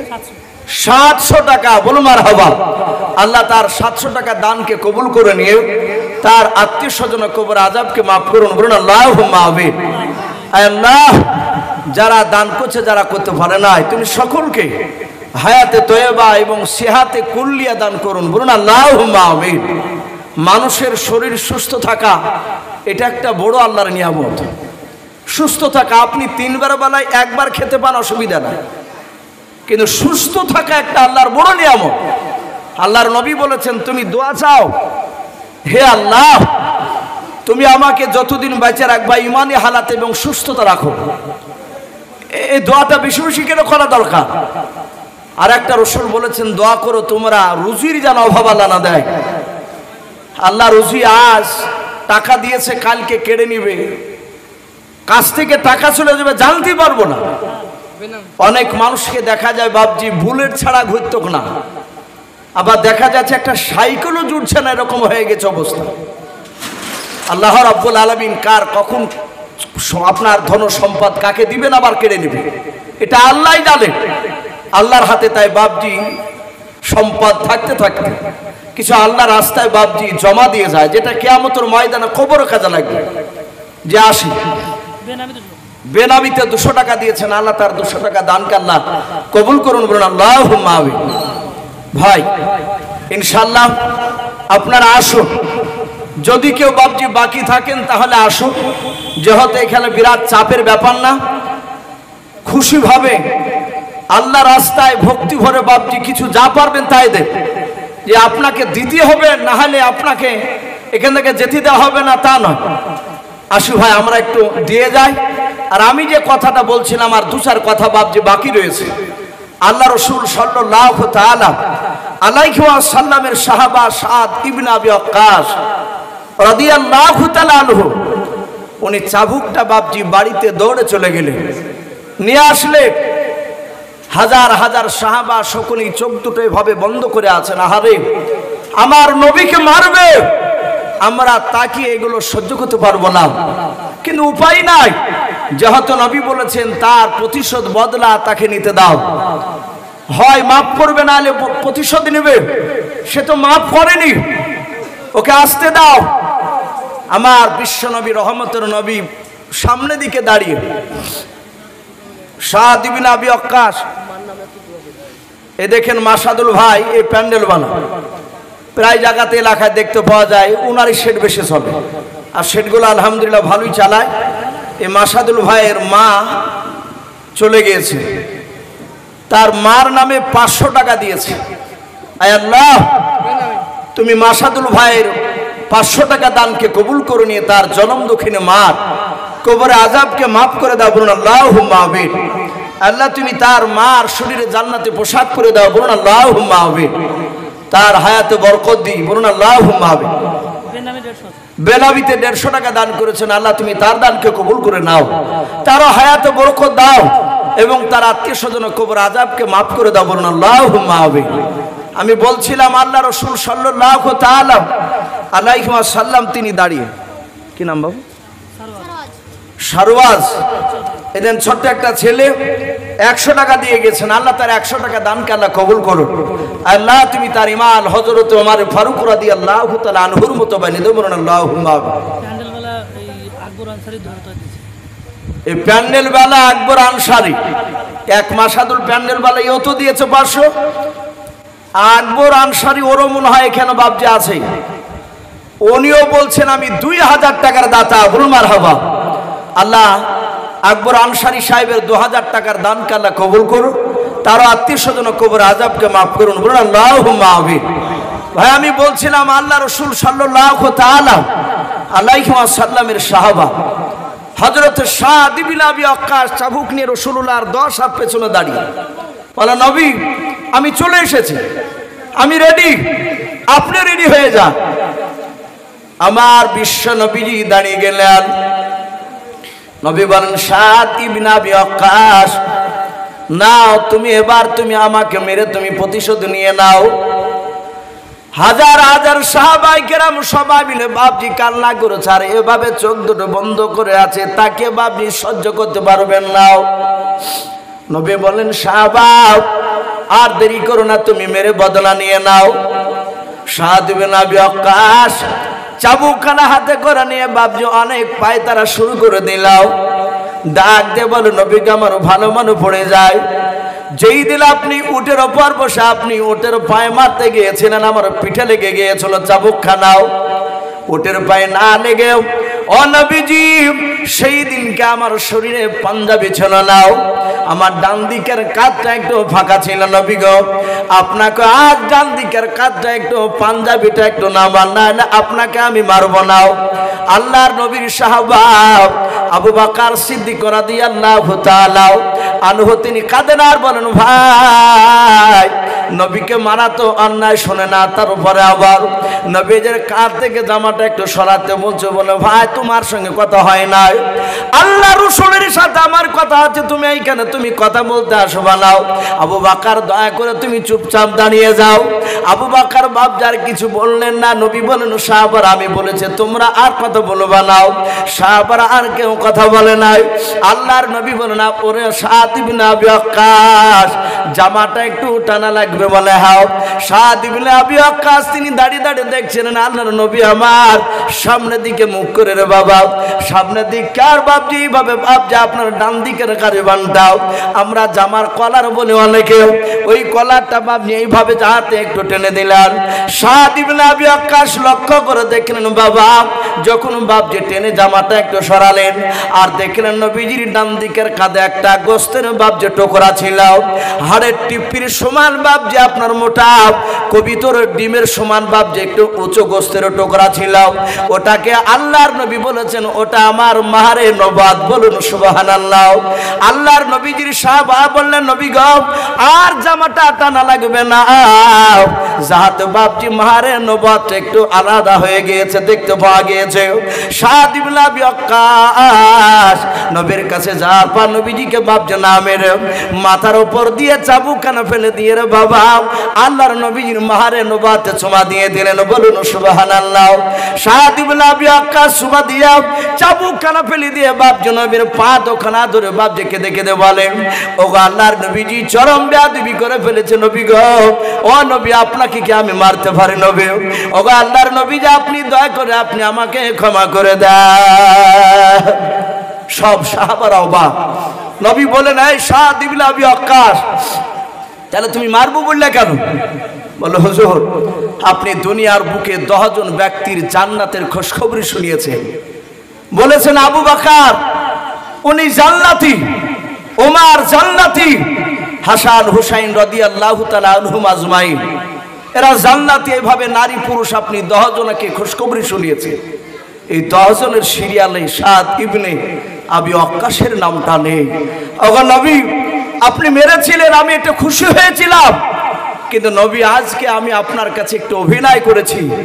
আমি আপনার ওই মাহারে নবুয়তের ব্যাপারে আপনার মুখ থেকে শুনেছিলাম, আপনি বলেছেন আদম নবীকে দেয় নাই, মুসা নবীকে দেয় নাই, ঈসা নবীকে দেয় নাই, ইদ্রিস নবীকে দেয় নাই, জারজিস নবীকে দেয় নাই, হুদ নবী আলাইহিমুস সালাম এইভাবে এক এক করে হে রাসূল আপনি বাদ দিয়ে কোন নবী রাসূলকে এই মাহারে নবুয়তটা দেয় নাই, শুধু আপনাকে দিয়েছে। নবী নিশ্চয় এটা অত্যন্ত দামি। তা আমি সেই দিন থেকে আমি কৌশল অবলম্বন করছিলাম কবে সুযোগ পাবো আপনার ওই মাহারে নবুয়তটা একটু চুমা দেওয়া। নবী আমার এটা আশা, চুমা দিলে মনে হয় আমাকে জাহান্নামের আগুন আর স্পর্শ করবে না। নবী আপনি আমার জন্য একটু দোয়া করুন যেন জাহান্নামের আগুন আমাকে যেন স্পর্শ না করে, কারণ নবী আপনার মুখে শুনেছি জাহান্নামের আগুন এত ভয়ঙ্কর, আল্লাহ যদি জাহান্নামে দেয় সে জাহান্নামের আগুন আমি সহ্য করতে পারবো না।